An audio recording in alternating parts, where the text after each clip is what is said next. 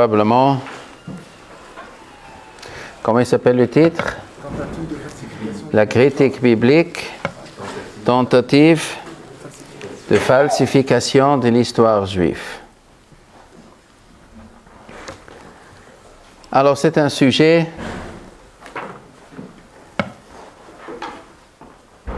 qui est important à analyser, bien que souvent nous ne sommes pas au courant pourquoi c'est important. Et pourtant c'est important, du fait que des fois il y a des gens qui sont malades, mais on ne connaît pas très bien l'origine de la maladie. Et on ne sait pas comment elle fonctionne et qu'est-ce qu'il y a derrière.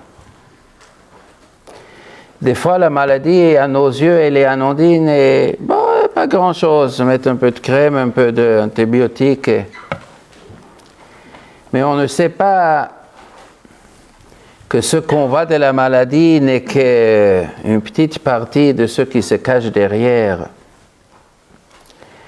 Et si on avait su ce qui se cache derrière, on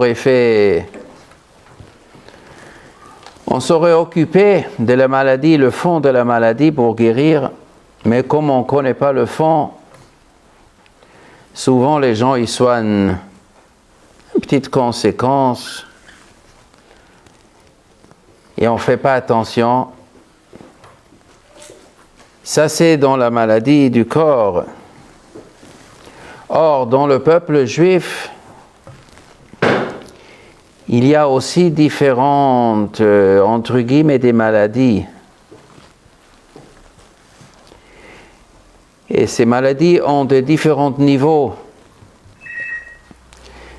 Des fois, c'est un peu, beaucoup, très beaucoup. Et pas toujours les gens, ils savent de quoi il s'agit. Alors, de quelle maladie je parle? La maladie bien connue. La maladie est qu'il y a des gens qui ne considèrent pas que la pratique du judaïsme les engage. Des juifs qui vivent à côté de la plaque. Ils sont juifs depuis Abraham Avinu, descendants des juifs, et des fois des familles, des rabbanim, et des pieux, et des saints, et des extraordinaires, mais ils vivent à côté de la plaque. Bon, ça c'est connu, ça c'est pas un hiddouch. Des fois, il y a des gens qui vivent à moitié à côté de la plaque, des fois un tiers, 2 tiers, 1/10. Bon, il y a pour tous les goûts. Quelles sont les raisons de cette maladie? Évidemment, il y a plusieurs raisons. Une raison parce que des fois c'est difficile.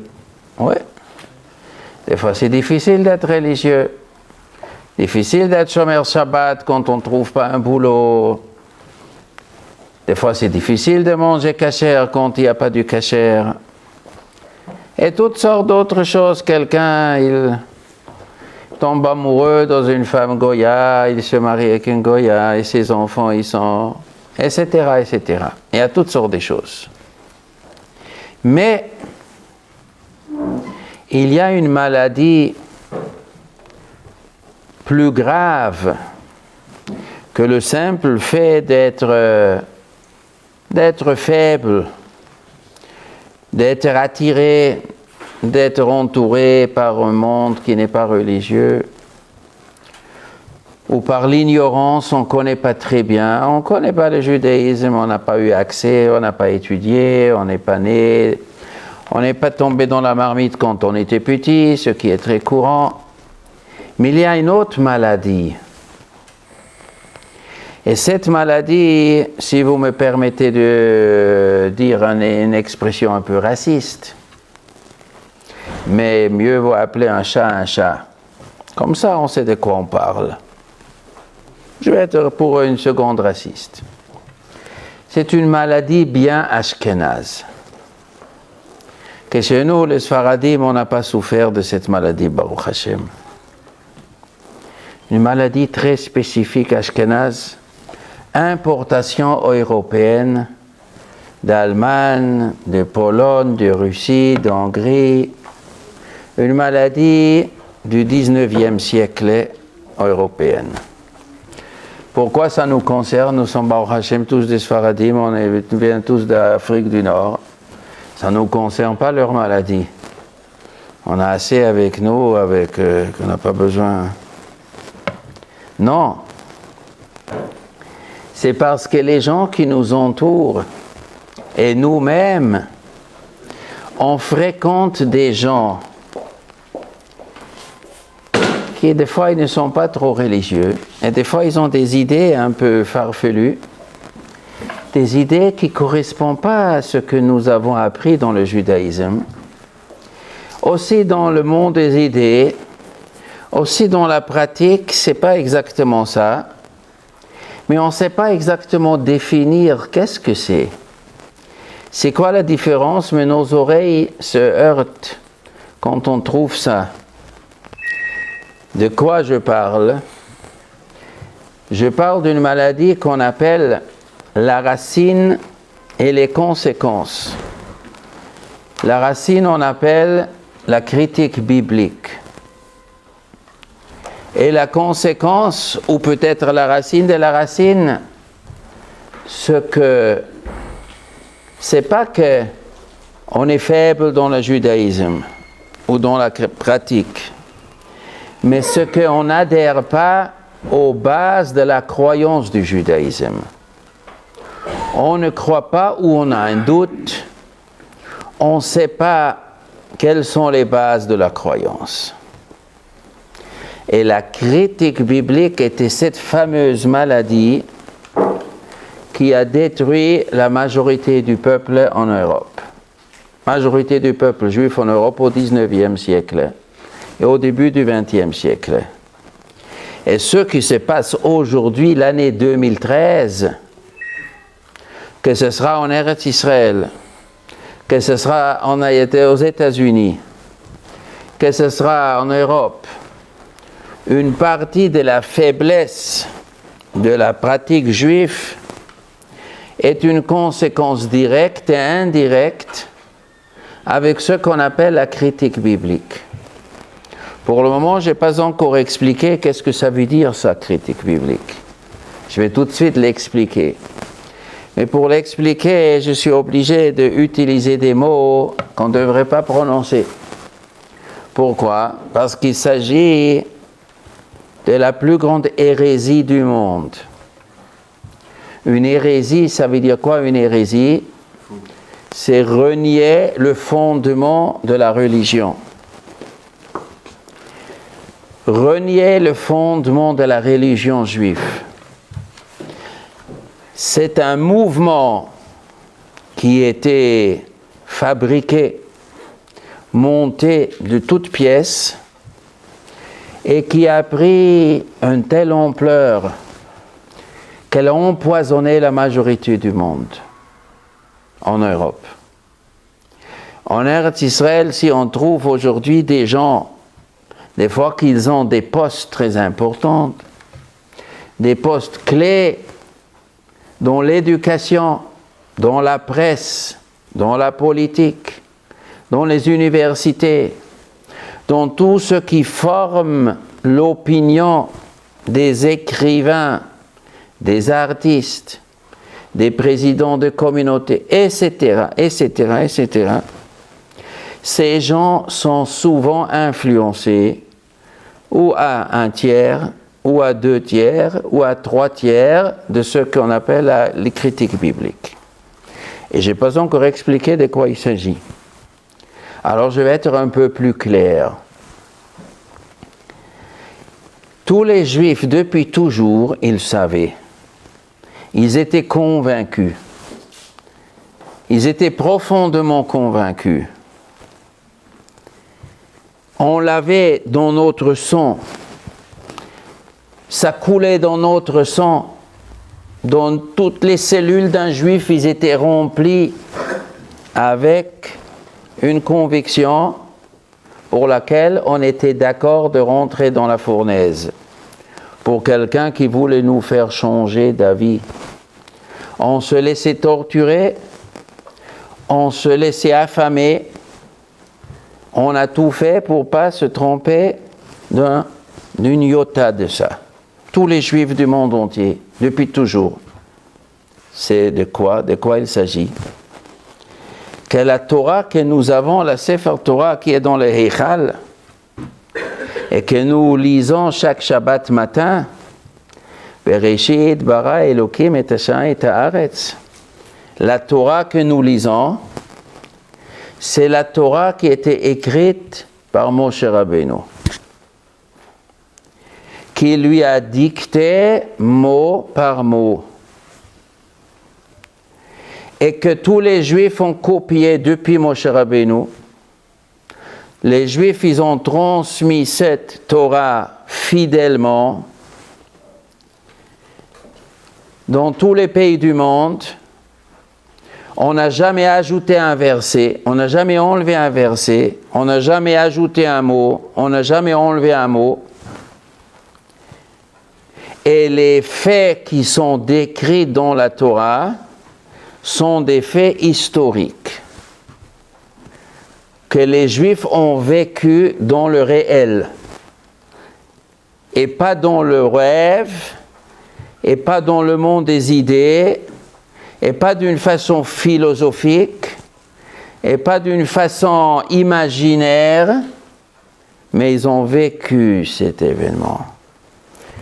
L'événement de la sortie d'Égypte, l'événement de réception de la Torah, qu'on a mangé la manne 40 ans, qu'il y avait un homme qui s'appelait Abraham, et Yitzhak, et Yaakov, et Lavan, et Moshe, et Yosef, et les frères. Tout ce que chaque juif sait depuis qu'il est au Gan. Tout ce que nous avons appris dans le biberon, quand on était à l'âge de boire le biberon, on a entendu toute cette histoire. Et qu'Hachem, il a créé le monde, et Adam Arishon, il y avait Shet, il y avait Noach, il y avait le Maboul. Il s'agit d'un récit historique. Et quand nous mettons les tefilines sur la tête pour commémorer la sortie d'Égypte, il s'agit de commémorer un événement qui se passait. Et Moshe, il a pris les 600 000 juifs entre 20 ans et 60 ans, et toutes les femmes et les enfants. On a égorgé un corban Pessah, et on avait des ceintures autour des reins, on avait des chaussures sur les pieds, on avait un bâton dans la main, Na'alechem beyedechem. On a mangé le corban Pessah, on est sorti, on a passé la mer qui se coupait en deux, tout ce que chaque juif sait. Cette Sefer Torah a été écrite par Moshe Rabbeinu. Avec ses mains, il a écrit sur du parchemin. Comme la Torah nous le raconte, il a donné à la fin de 40 ans cette Sefer Torah, il a donné Kohanim, aux Léviim, et on l'a mis dans l'Aron HaKodesh, à côté du Luchot Abrit, à côté du flacon du manne, à côté du bâton d'Aaron qui est fleuri. Et cette Sefer Torah est restée 900 ans, d'abord au Mishkan, après à Gilgal, et après à Shiloh pendant 369 ans, après Givon, Nov et Givon, après au Beth Mikdash que Shlomo Melech il a construit. Et tous les Juifs, ils savaient toujours que l'histoire juive, elle se passait telle que le Tanakh nous raconte. Le Tanakh, c'est Kitve HaKodesh, c'est les Saintes Écritures. C'est l'écriture de l'histoire du peuple juif écrite par les prophètes. Qu'est-ce que c'est le Tanakh? Quels sont les livres du Tanakh? Tous les Juifs le savent. Moshe Rabbeinu a écrit 5 livres, Bereshit, Shemot, Vayikra, Bamidbar, Dvarim, chaque enfant juif le connaît pratiquement par cœur. Après, Yoshua ben Nun, il a fait rentrer les Juifs en Eretz Canaan. Après, il y avait l'époque des juges, Shoftim et Shmuel Hanavi. Après, le roi Shaoul, le roi David Amelech, qui a écrit le Tehillim, qui chante les Tehillim, que chaque juif il lit. David Amelech, il a chanté ces 150 chapitres du Tehillim que tous les juifs ils savent. bourré de Emouna et de Kedusha et d'amour d'Hachem et amour de la Torah, des mitzvot, avec tous les récits. Et tous ces événements étaient connus à tous les Juifs. Et Shlomo Melech, il a construit le temple à Yerushalayim. Et après, il y avait l'histoire, la royauté du peuple juif, il se scindait en deux, Yerovam ben Nevat, Rechavam, jusqu'on arrive à la destruction du premier temple. Après, les Juifs sont partis en exil, ils sont revenus de l'exil, ils ont reconstruit le deuxième temple. Et ça, c'est l'époque de la fin de l'histoire des prophètes. Jusqu'à ici, les 24 livres des prophètes. Et toute l'histoire est condensée.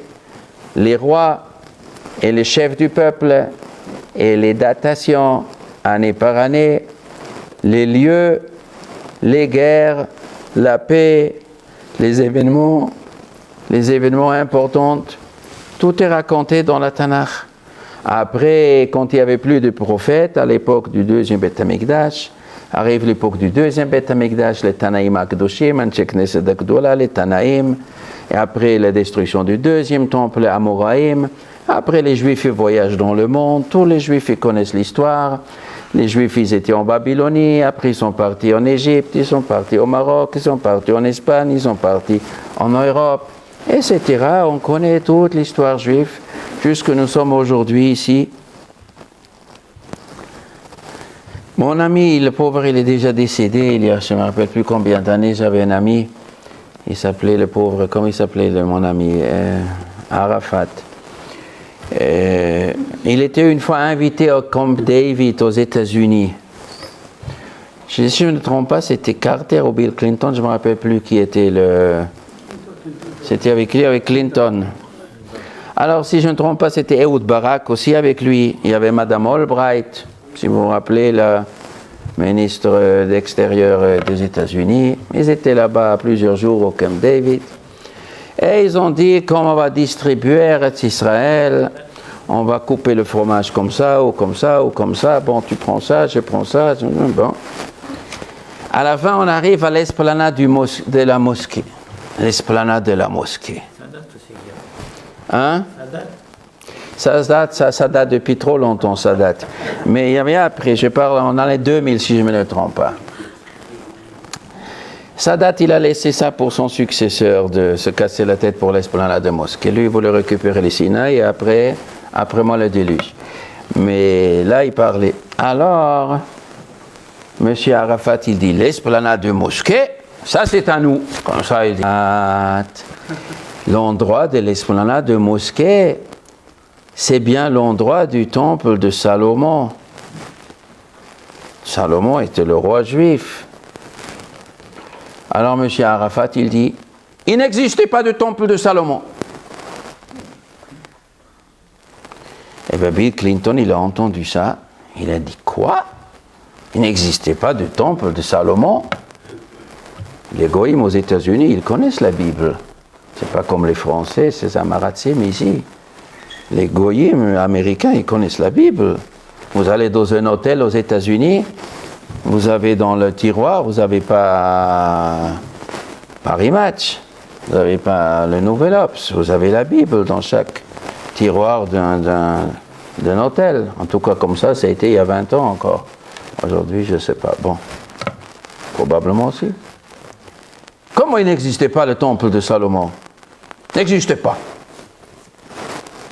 Bon, Bill Clinton est écoutez, je dois partir pour 24 heures, j'ai d'autres affaires aussi à faire, je reviens, continue à discuter.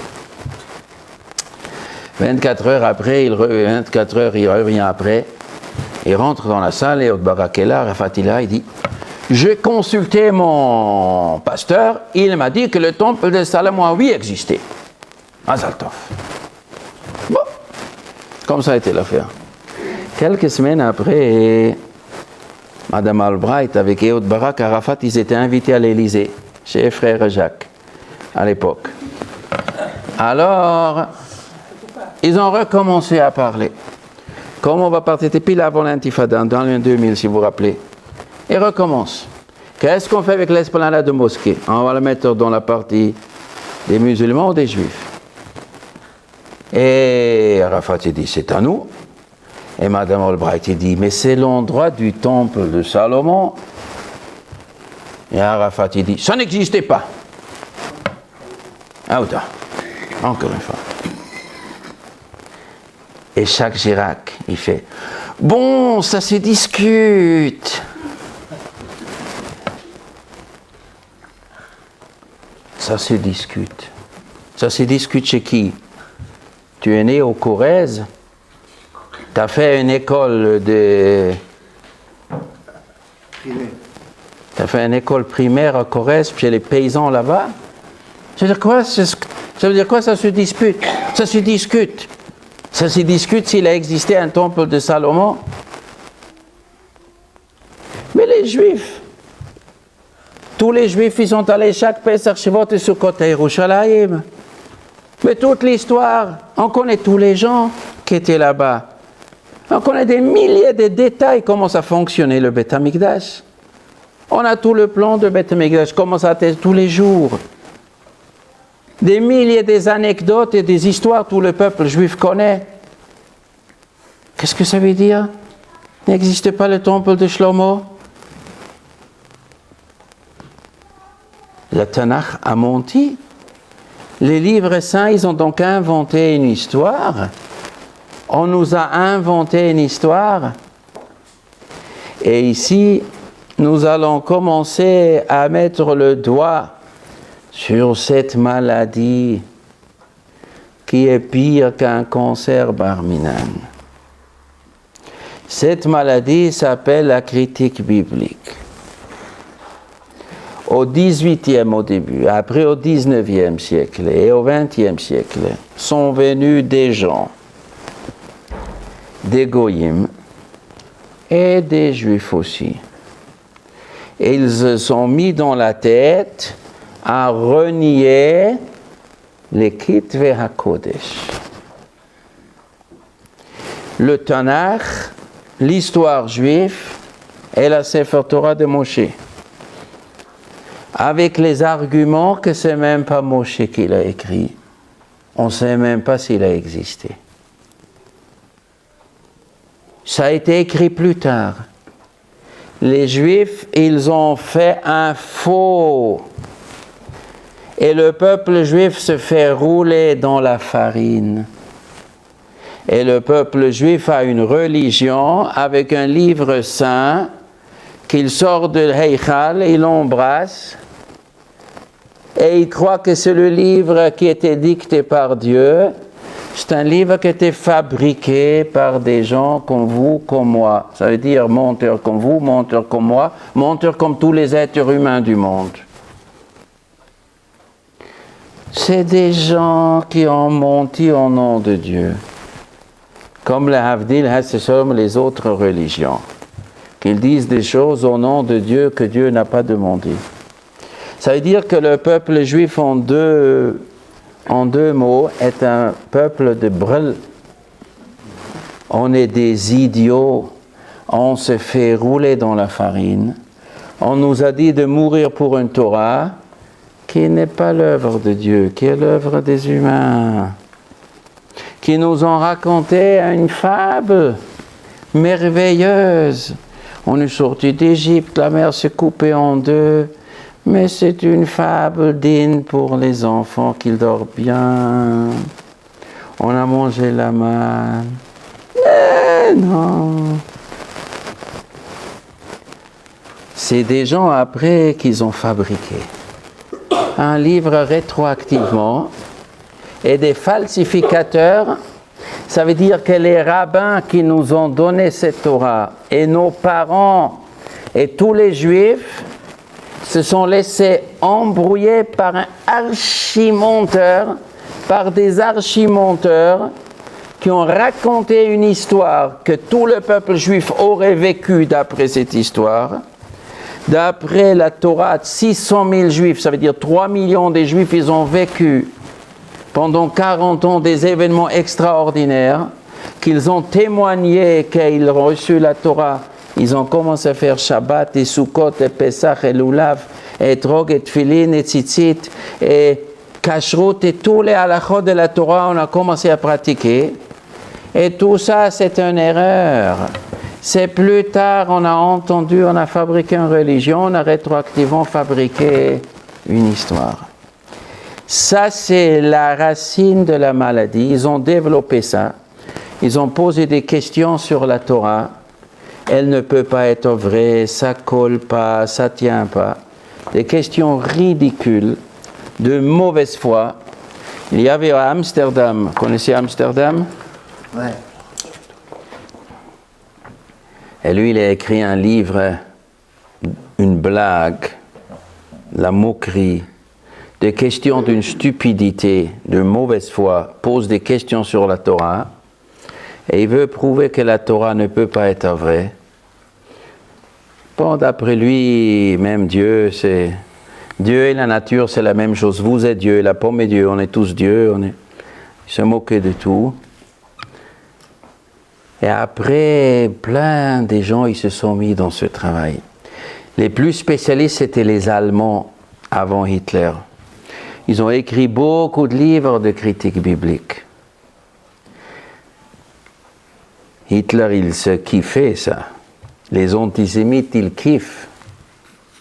Ils kiffent de rejeter le peuple juif et toute cette croyance.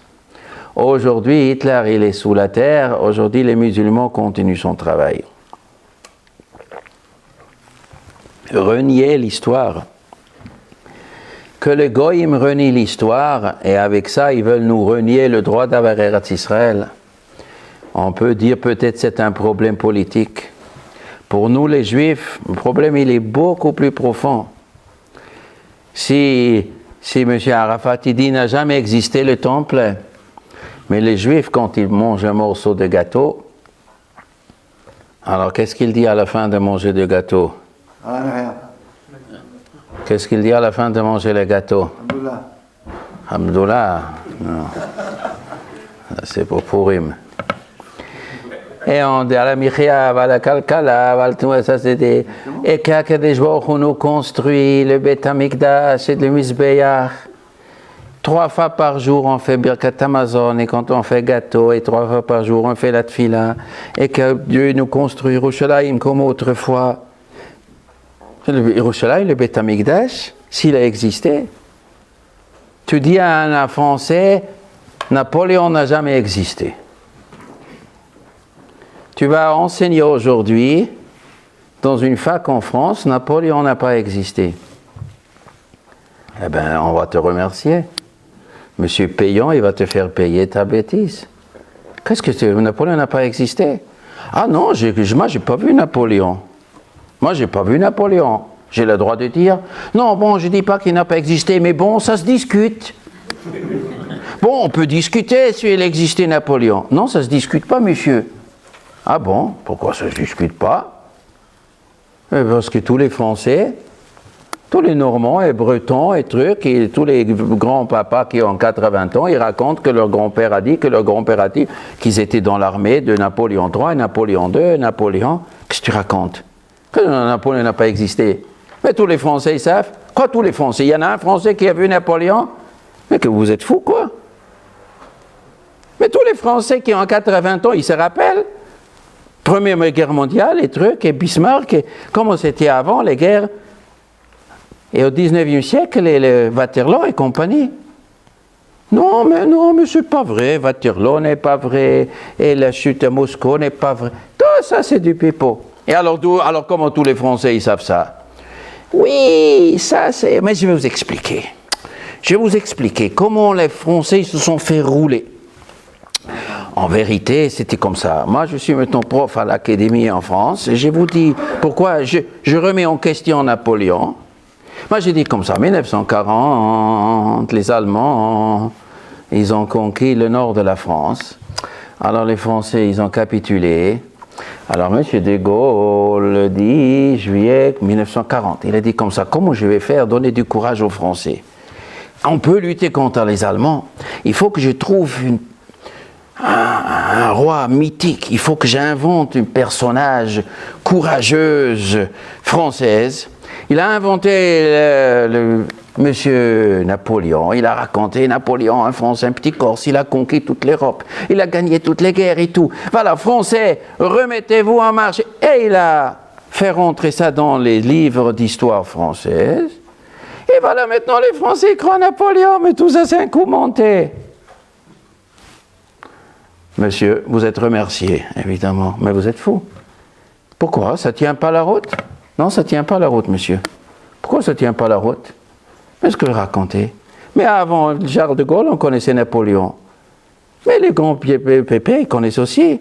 Mais les livres du 19e siècle sont déjà pleins de Napoléon. Qu'est-ce que vous racontez? Mais toutes les littératures du 19e siècle, on raconte Napoléon. C'est peut-être pas inventé en 1940. Non, vous ne comprenez pas. Les livres du 19e siècle, c'est Charles de Gaulle, il a changé ça. Quoi? Il est parti dans toutes les librairies et il a fait... Oui, il a pris d'anciens papiers, il a fait semblant. On ne peut pas falsifier l'histoire d'un peuple rétroactivement. Non, monsieur, ça passe pas. On ne peut pas remettre en question. Bon, ça c'est Napoléon, il y a ça pas longtemps. Mais la Torah, elle était donnée beaucoup plus tôt. Et Julius César, on peut renier. Et Alexandre le Grand, on peut renier. Mais non, mais tous les écrivains de l'époque qui parlent de Julius César, bien sûr, on ne peut pas renier. Alors vous croyez ça? Mais évidemment, mais toute l'Europe, tout le truc, on parle de Jules César, on parle d'Alexandre le Grand, ses exploits. Et peut-être ça s'était inventé après coup. Mais non, mais on peut pas falsifier quelque chose qui est dans... Ah bon, on ne peut pas falsifier. Et le peuple juif qui a une Sefer Torah, qu'on n'a jamais trouvé un Sefer Torah qui a un mot de plus, un mot de moins. Mais quel rapport Julius César avec la Torah? Julius César, mais qu'est-ce qu'un goy, son fils, si l'histoire de Julius César est vraie ou faux? Il est ça comme il est une autre chose. Nous, les Juifs, on lit la Torah comme on lit Julius César. Dans toutes les synagogues du monde entier, depuis toujours, on a lu ce livre. Et on a toujours lu ce livre, c'est le livre Kadosh que nos parents nous ont donné depuis Moshe. Et tout le Tanakh, on nous a raconté, tous les Juifs, ils connaissaient la Torah. Et c'est ça que nos parents nous ont dit. Qu'est-ce qu'on fait la nuit du Seder? Avadim, Hayinu, le Pharaon, Mitzrayim. Nos parents, ils étaient des esclaves en Égypte. Après, Dieu nous a sortis. Alors, qu'est-ce qu'il dit chaque enfant juif à son papa? Papa, tu étais en Égypte? Toi, tu es sorti? Ah non, moi, je n'étais pas sorti. Alors, qui t'a raconté l'histoire? Eh bien, mon papa. Comme ça, il vous a dit, vos parents vous ont dit. Vous demandez à votre père. Oui, mon père m'a dit. Et qu'est-ce que ton père a dit? Qu'il a reçu de son père. Et lui, de son père. Dis-moi, grand-papa n'a pas triché un peu? Ah, je te jure que non. Mon père me dit, c'est la chose la plus importante de la vie qu'il doit savoir. Et nous allons mourir pour cette vérité de raconter la sortie d'Égypte. Et c'est pour ça que nous arrêtons à travailler une journée, 24 heures, 25 heures par semaine. Et même si je n'ai pas quoi manger, je ne vais pas travailler Shabbat. Papa, tu ne vas pas travailler Shabbat quand tu n'as pas quoi manger? Comme ça, mon père m'a dit. Pourquoi? Parce que pour se rappeler la sortie d'Égypte. Et comme ça, grand-père, il a fait? Oui, comme ça, grand-père a fait. Et comme ça, l'arrière-grand-père a fait. Et comme ça, nous faisons depuis 3000 ans. Et on se marie entre nous. Et on ne mange pas 7 jours de Chametz pour se rappeler la sortie d'Égypte. Et tout le jour, on met des tzitzit et les tefilines et tout. Toute l'année, on fait pour se rappeler cette sortie d'Égypte. Et peut-être elle n'a pas existé. Ah. Et alors pourquoi c'est marqué dans la Torah? Quelqu'un l'a falsifié? Eh bien, quand on falsifie, ça donne des différents documents. Ça ne donne pas un document. Alors chacun raconte une autre chose. On n'a jamais entendu d'un juif raconter autre chose. Comment on peut falsifier? Il y avait ici une petite histoire. Vous connaissez le Crédit Lyonnais? Vous connaissez un monsieur Cohen à Paris? Ouais. Il y avait un monsieur Cohen qui était client chez le Crédit Lyonnais. Alors, un jour, le gars, il dit, monsieur Cohen, je peux vous parler quelque chose personnel? Oui, quoi? Il y a quelque chose qui me tracasse un peu chez vous, chez les Israélites. Oui, qu'est-ce que vous tracasse? Regardez, Nous avons 300 clients Cohen. Ah bon? Et je demande un peu les gens, vous êtes de Tunis. J'en ai des monsieur Cohen qui viennent de Marrakech. On a des Cohen qui viennent de Londres. On a des Cohen, il m'a dit, son père il vient de Varsovie, l'autre vient de Moscou, l'autre il vient de Yémen et l'autre. Comment ça se fait qu'il y a des Cohen de tous les coins du monde? Regardez Dupont. Quand j'ai monsieur Dupont, je sais qu'il est d'origine française. Quand il s'appelle Dale Smith, il est Angleterre. S'il s'appelle Ling Peng Ping, je sais c'est un asiatique. S'il s'appelle Maharaja Balamalalhalal, alors je sais que c'est un Inde. Mais chez vous, Cohen est de tous les coins du monde. Comment est-ce possible? Il a dit, mais c'est simple, monsieur. On a eu tous le même ancêtre. Ah bon? Comment? Oui, on descend, c'est le même tronc. Qui c'est votre ancêtre? Un rabbin Aaron Cohen. Il s'appelait Rabbi Aaron Cohen. Ah bon, il a vécu où? Dans quel pays? Dans quel siècle? Ah, ouais, 18e siècle? Non, avant quoi? 17e? Avant. Quand il a vécu? Le rabbin Aaron Cohen, où il a vécu? D'abord en Égypte. C'était le grand rabbin d'Égypte. Quand? Oui, le frère du rabbin Moïse. Quel rabbin Moïse? Un rabbin Moïse qui est sorti avec son frère Aaron. Après, ils sont partis en Palestine. Quand? Ah, 3300. Quoi? Ah, il sourit, le goy. Il dit, monsieur Cohen, pourquoi? Qu'est-ce qu'il y a? Le Aaron à Cohen, vous descendez de ce Aaron à Cohen? Oui. Les Juifs de Pologne et de Maroc, de Tunis et de Yémen, et truc. Vous êtes? Oui, monsieur, mais comment est-ce? Mais non. Pourquoi? Qu'est-ce qu'il y a? Mais la Bible, c'est bien une légende. Alors, monsieur Cohen dit, alors moi aussi, je suis une légende. Monsieur Lévi, ça existe? Vous avez déjà entendu parler de monsieur Lévi? Hein? Ça existe, Lévi?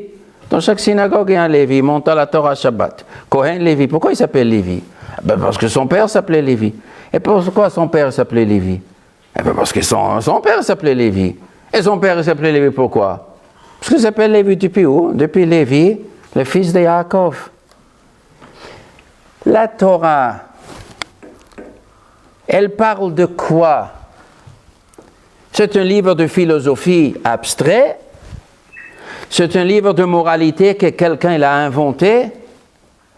Le peuple juif, c'est un peuple qui a adopté une philosophie de vie. La Torah, c'est un livre d'histoire d'un peuple que nous sommes les enfants et les petits-enfants de ce peuple qu'on a vécu, qu'on nous raconte tous comme nous avons vécu. Dans la Torah, il y a tous les lieux et la datation. On sait exactement qui est né, quand il est mort. Dans le Chumash, il y a des dates, il y a des lieux, il y a une géographie, il y a des événements à contrôler de tous les côtés. Les Juifs, on peut toujours le contrôler où ils étaient. Depuis toujours, le deuxième Beth Amikdash, le Khorban du deuxième Beth Amikdash, la Torah a été traduite il y a 2400 ans. Donc la Torah, elle était écrite après. Est-ce qu'on peut traduire un livre qui n'est pas encore écrit? Comment? Faites-moi. Traduisez-moi un livre qui n'est pas encore écrit. Non, c'est pas logique. Depuis 2300 ans, il existe partout. Alors avant, il était falsifié. À quel moment il était falsifié? À quel moment? À l'époque de Shmuel Hanavi, de David HaMelech, Shlomo HaMelech n'a pas existé. Alors comment? Un homme, après Shlomo HaMelech, il a inventé une Tanakh, que nous avons eu un empereur Shlomo, et aucun juif il a compris que tout il s'agit d'une falsification.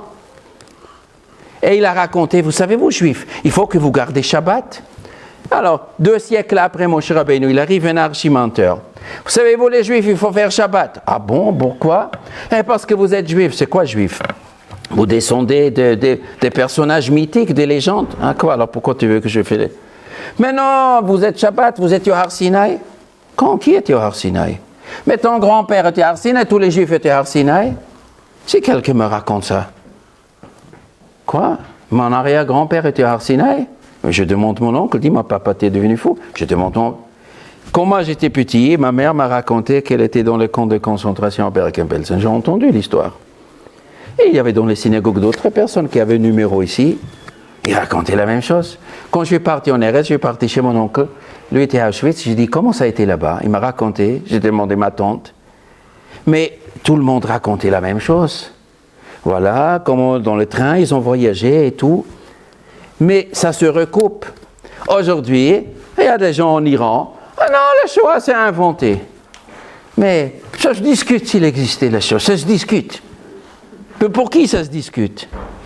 Tu es là-bas dans l'obscurantisme de Téhéran et tu discutes. Mais les gens qui ont vécu avec les gens qui ont sorti des camps, ça ne se discute pas. Mais ça est écrit dans la chair. Mais des centaines de milliers de survivants, ils ont tous raconté la même chose. Comme on est tous fous. Alors dans ce cas-là, il fallait donner aux Juifs le prix Nobel de folie. Pas le prix Nobel de physique et de chimie. Si on est un peuple de fous, on est tous fous. Non, on n'est pas tous fous. Mais qui a inventé rétroactivement une histoire? Mais une histoire que nous jurons tous, avec le plus grand sérieux du monde, qu'on n'a rien ajouté dans ce texte. C'est Issour Gamour d'ajouter un mot dans la Torah. Un Sefer Torah qui est un mot de trop, où on efface ce mot, on le met à la Gnisa. Tous les Juifs, ils ont vécu, ils ont monté à Yerushalayim, Pesach Shvot Sukkot. Chacun, il a amené sa Sefer Torah pour vérifier s'il n'y a pas un mot de trop, un mot qui manque. Tout le monde faisait le Korban Pesach à Yerushalayim. On sait de quelle ville ils sont venus. L'histoire du Tanakh raconte toujours des choses publiques, des choses que tout le peuple est au courant. Mais la sortie d'Égypte était devant tous les Juifs, Korach était devant tous les Juifs, rentrer en Eretz Israël était devant tous les Juifs, construire le Beth Mikdash, le festin était devant tous les Juifs. Et Shlomo Amelech et les rois, et où ils avaient vécu, toujours devant tous les Juifs. Et tous les Juifs, ils parlent, David Amelech, il a fait les Tilim, on raconte les sorties d'Égypte. Tout, la tfila, la emuna, la pratique juive de tous les jours et de toutes les fêtes, et toute la philosophie et tout notre vécu, tout le monde témoigne la même chose, il n'y a aucune différence. Jusqu'ils arrivent, des gens, ils veulent nous renier notre religion. La conséquence de cette critique biblique, c'est le poison qui a empoisonné le peuple juif. Du poison.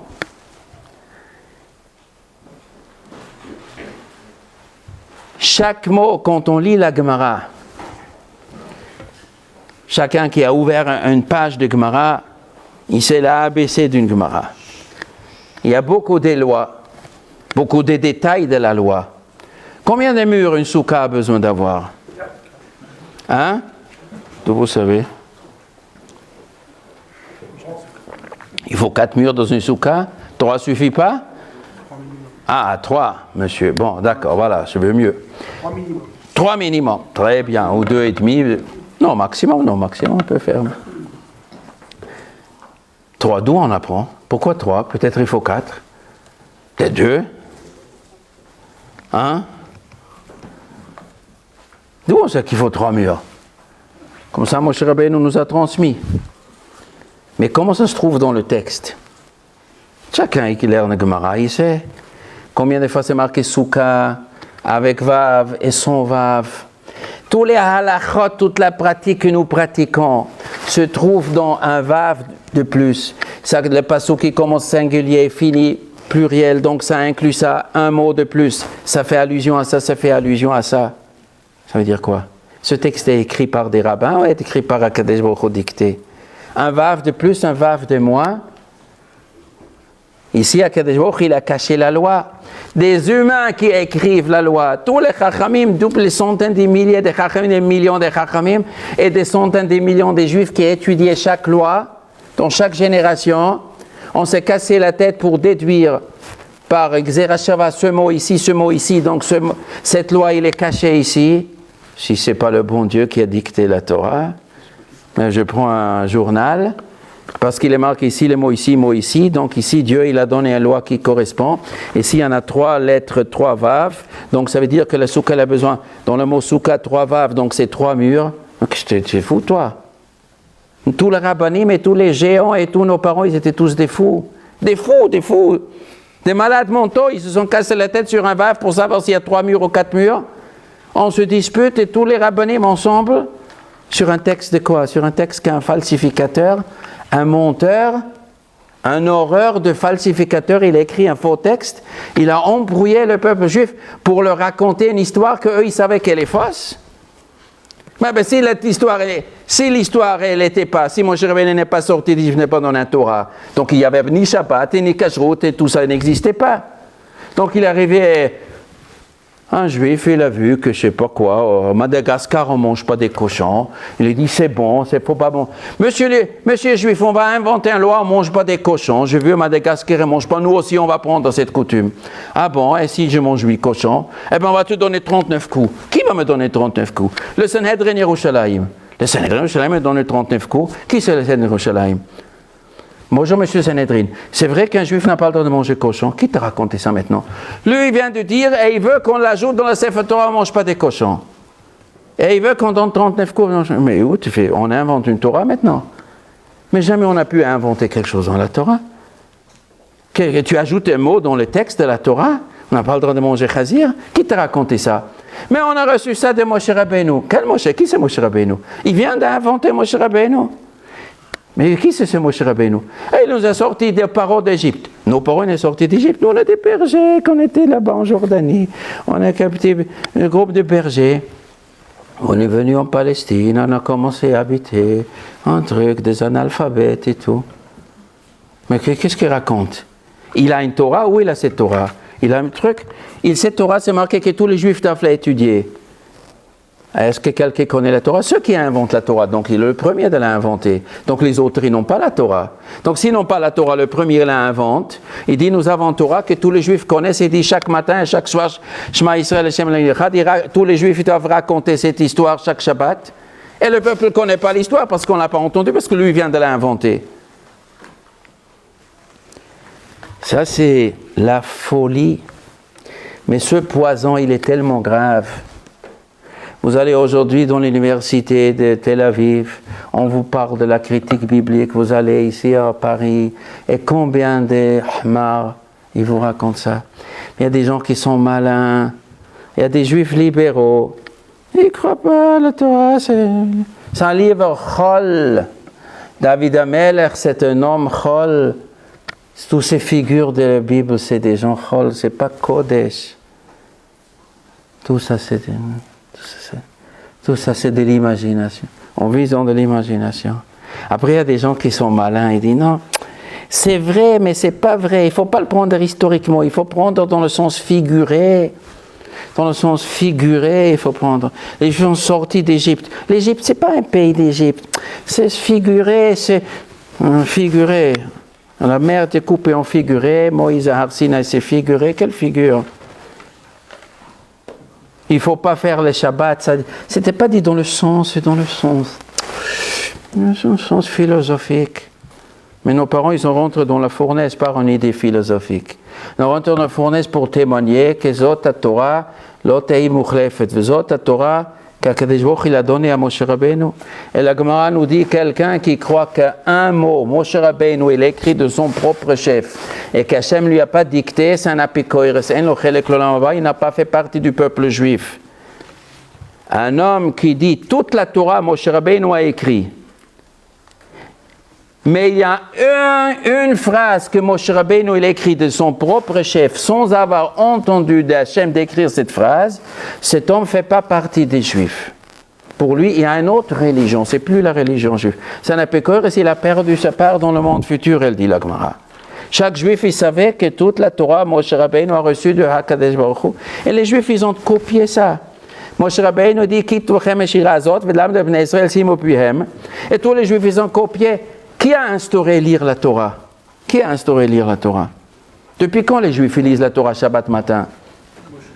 Moshe Rabbeinu. La Gemara me fourrèche, Moshe Rabbeinu il a instauré la lecture de la Torah. Tu peux toujours. À l'époque du Beit Rishon, à l'époque du Shoftim, tous les Shabbats, les Juifs, ils ont eu des lieux, et chaque Juif, il avait mitzvah d'écrire un Sefer Torah. Ça, c'était le livre de chevet de chaque Juif. Chaque Shabbat matin, on a lu cette Sefer Torah.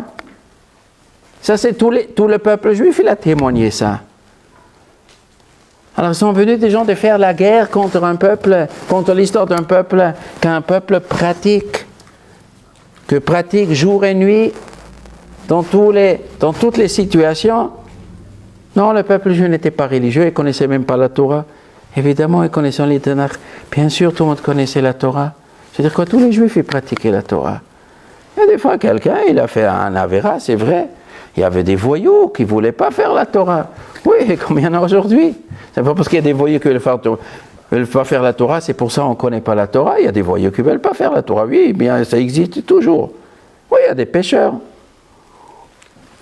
Il y en a qui faisaient des fois pas Shabbat, il y en a des fois qui faisaient des poches, il y a des gens qui faisaient l'idolâtrie avec les tefilines sur la tête. Il revenait un autre, il avait les tefilines sur la tête et il faisait l'Avodah Zarah. Il n'avait rien de Zarah, de faire Avodah Zarah, ils étaient religieux, on va dans la Tanakh, ils étaient religieux, ils respectaient les prophètes. Même le roi voyou respectait les prophètes. Il n'osait pas le lever la main sur un prophète. Tous les juifs, tous les rabbinim, tout le monde connaissait l'histoire. Personne n'a renié l'histoire. Il y avait des gens, un homme, il a un Yetzer Hara, des fois on tombe dans le Yetzer Hara, des fois on fait un Avera, après on fait Teshuvah. C'est un Mishtaler, tous les juifs se montent à Yerushalayim, Yom Kippour, fêter le Yom Kippour, on demande Mechila pour la Averot, après on continue à pécher. Bon, ça, oui, ça existe, comme chez nous. Mais tout le monde il a pratiqué, tout le monde y croyait, tout le monde y connaissait l'histoire.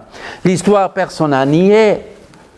Jusqu'ils sont venus cette bande des ignorants et des gens qui se font passer pour des érudits et qui trichent et qui trafiquent la Gemara et toute l'histoire juive et tout le Tanakh avec des questions stupides, une plus stupide que l'autre, une stupidité, une ignorance, une malhonnêteté intellectuelle des Spinoza et tout ce qui a été écrit avant.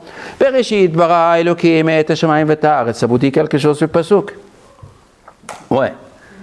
Comment Dieu il est écrit dans ce pasuk? Comment il est écrit? Elokim. Bereshit bara Elokim.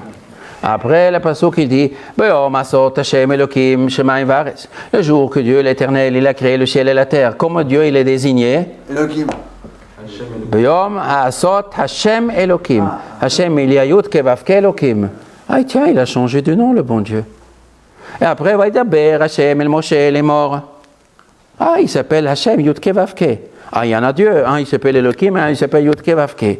Ah, c'est une question terrible. Il faut dire qu'en vérité, il y a deux sortes de peuples juifs. Il y en a qui croyaient que Dieu c'est Yudke Vavke, et l'autre il s'appelle Elohim. Et ça, c'était différentes religions. Et après, il y en a un qui est venu, il a fait un grand tchouk-tchouka, il les a mis à Sot Hashem Elohim. Alors il y a dans la Torah des différents passages. Il y a le livre de Vayikra qui était écrit dans tel et tel siècle. Et ça c'était écrit 4 siècles après. Et ça c'est un autre. Il y a Hextateuk et le truc de Teuk et du machin du truc. Et chaque enfant juif il connaît la réponse à toutes ces stupides questions. Hashem c'est Midat Rachamim. Quand il fait Rachamim, il s'appelle Yud Kevavke. C'est Midat Adin. C'est comme... un homme, un Havdi, le nom aussi, il a des fois plusieurs noms. Monsieur Cohen, il s'appelle Monsieur Cohen. Pour certains, il s'appelle le médecin. S'il est médecin, Monsieur le médecin. Il peut être le président de la communauté, on appelle Monsieur le président. Il peut aussi être le mari pour sa femme. Il peut être aussi un papa pour ses enfants. Il peut être aussi un gendre pour son beau-père. Alors comment il s'appelle? Il s'appelle gendre, ou il s'appelle papa, ou il s'appelle mari, ou Cohen, ou médecin, ou docteur, ou président? Eh bien, ça dépend. À la communauté, il s'appelle Monsieur le Président. Dans le cabinet, il s'appelle Monsieur le Médecin. Pour sa femme, il s'appelle mon mari. Des fois, il s'appelle Elohim, des fois Tzvakot. Et des fois, ils ont fabriqué des trucs, des machins, des choses bizarres. Une plus bizarre que l'autre. Avec un but de vouloir détruire l'histoire juive. Et automatiquement, la pratique juive, c'est un culte ridicule en fin de compte. Mais bon, c'est beau d'être juif. Oui, il y a de la sagesse un peu. Oui, ils sont bien. Il y a des bonnes choses. Mais ça ne vient pas de Dieu quand même. C'est humain. Un œuvre humain doit être traité comme un œuvre humain. Voilà. Et quand on la génération... Ah oui, j'ai une copine, comment elle s'appelle? J'ai oublié. Ah oui, Madame Taubira. Vous la connaissez? Mariage pour tous. Ah oui, il faut que tout le monde doit être marié. Alors un homme, il donne une bague à un homme. Hariat, Mitumaatli, Kedat Hollande, Taubira. Ah, il y a un petit problème, c'est marqué dans la Bible, 2 hommes, c'est une toeva, c'est une abomination. Les 2, ils vont être exterminés. Waouh, waouh. Toute l'humanité, c'est depuis des millénaires qu'Akadosh Baruch Hu ne veut pas ça. Il considère ça comme une abomination. Dieu, il a dit ça. Dieu. Et j'ai marqué dans un livre, ils ont marqué ça dans un livre. À l'époque, les rabbins, les philosophes de l'époque, ils pensaient que c'est... Oui, mais les époques, ça change, les besoins le besoin, il change et la culture change et on progresse. C'était à l'époque, quand ils étaient misogynes, c'était à l'époque, c'était comme ça. Les humains, à l'époque, ils pensaient comme ça. Aujourd'hui, l'humanité pense autrement. Oui, mais vous êtes que des humains. Mais eux aussi, ils étaient que des humains. Ils n'ont pas comme... Et en plus, ils n'avaient même pas des avions à l'époque, et nous avons des avions, donc on est plus intelligents.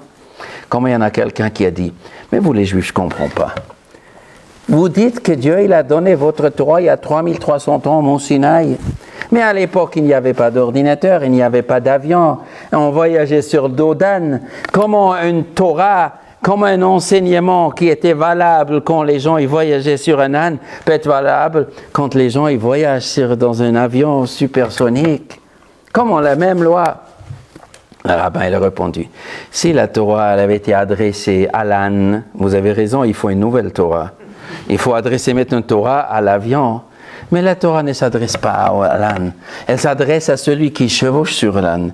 Et ceux qui chevauchent sur l'âne, et le pilote de l'avion, c'est les mêmes personnes, avec les mêmes orgueilleux, avec le même désir, avec la même volonté de voler et de faire sa vie. Et la Torah, elle est là pour redresser le chevaucheur de l'âne et le chevaucheur de l'avion. C'est la même personne. La Torah ne s'adresse pas à l'ordinateur. Elle s'adresse à ceux qui utilisent l'ordinateur. Ceux qui utilisent l'ordinateur, il a les mêmes volontés tordues et perverses comme à l'époque où il n'y avait pas d'ordinateur. Et la Torah qu'elle a dit, faites comme ça, et ça c'est bon, et ça c'est pas bon, et ça c'est pervers, et ça c'est sain, et ça c'est impur, et ça c'est dangereux, et ça c'est destructif. Ça c'est constructif, il n'y a rien qui a changé. Qui me dit qu'il n'y a rien qui a changé? L'être humain n'a pas changé.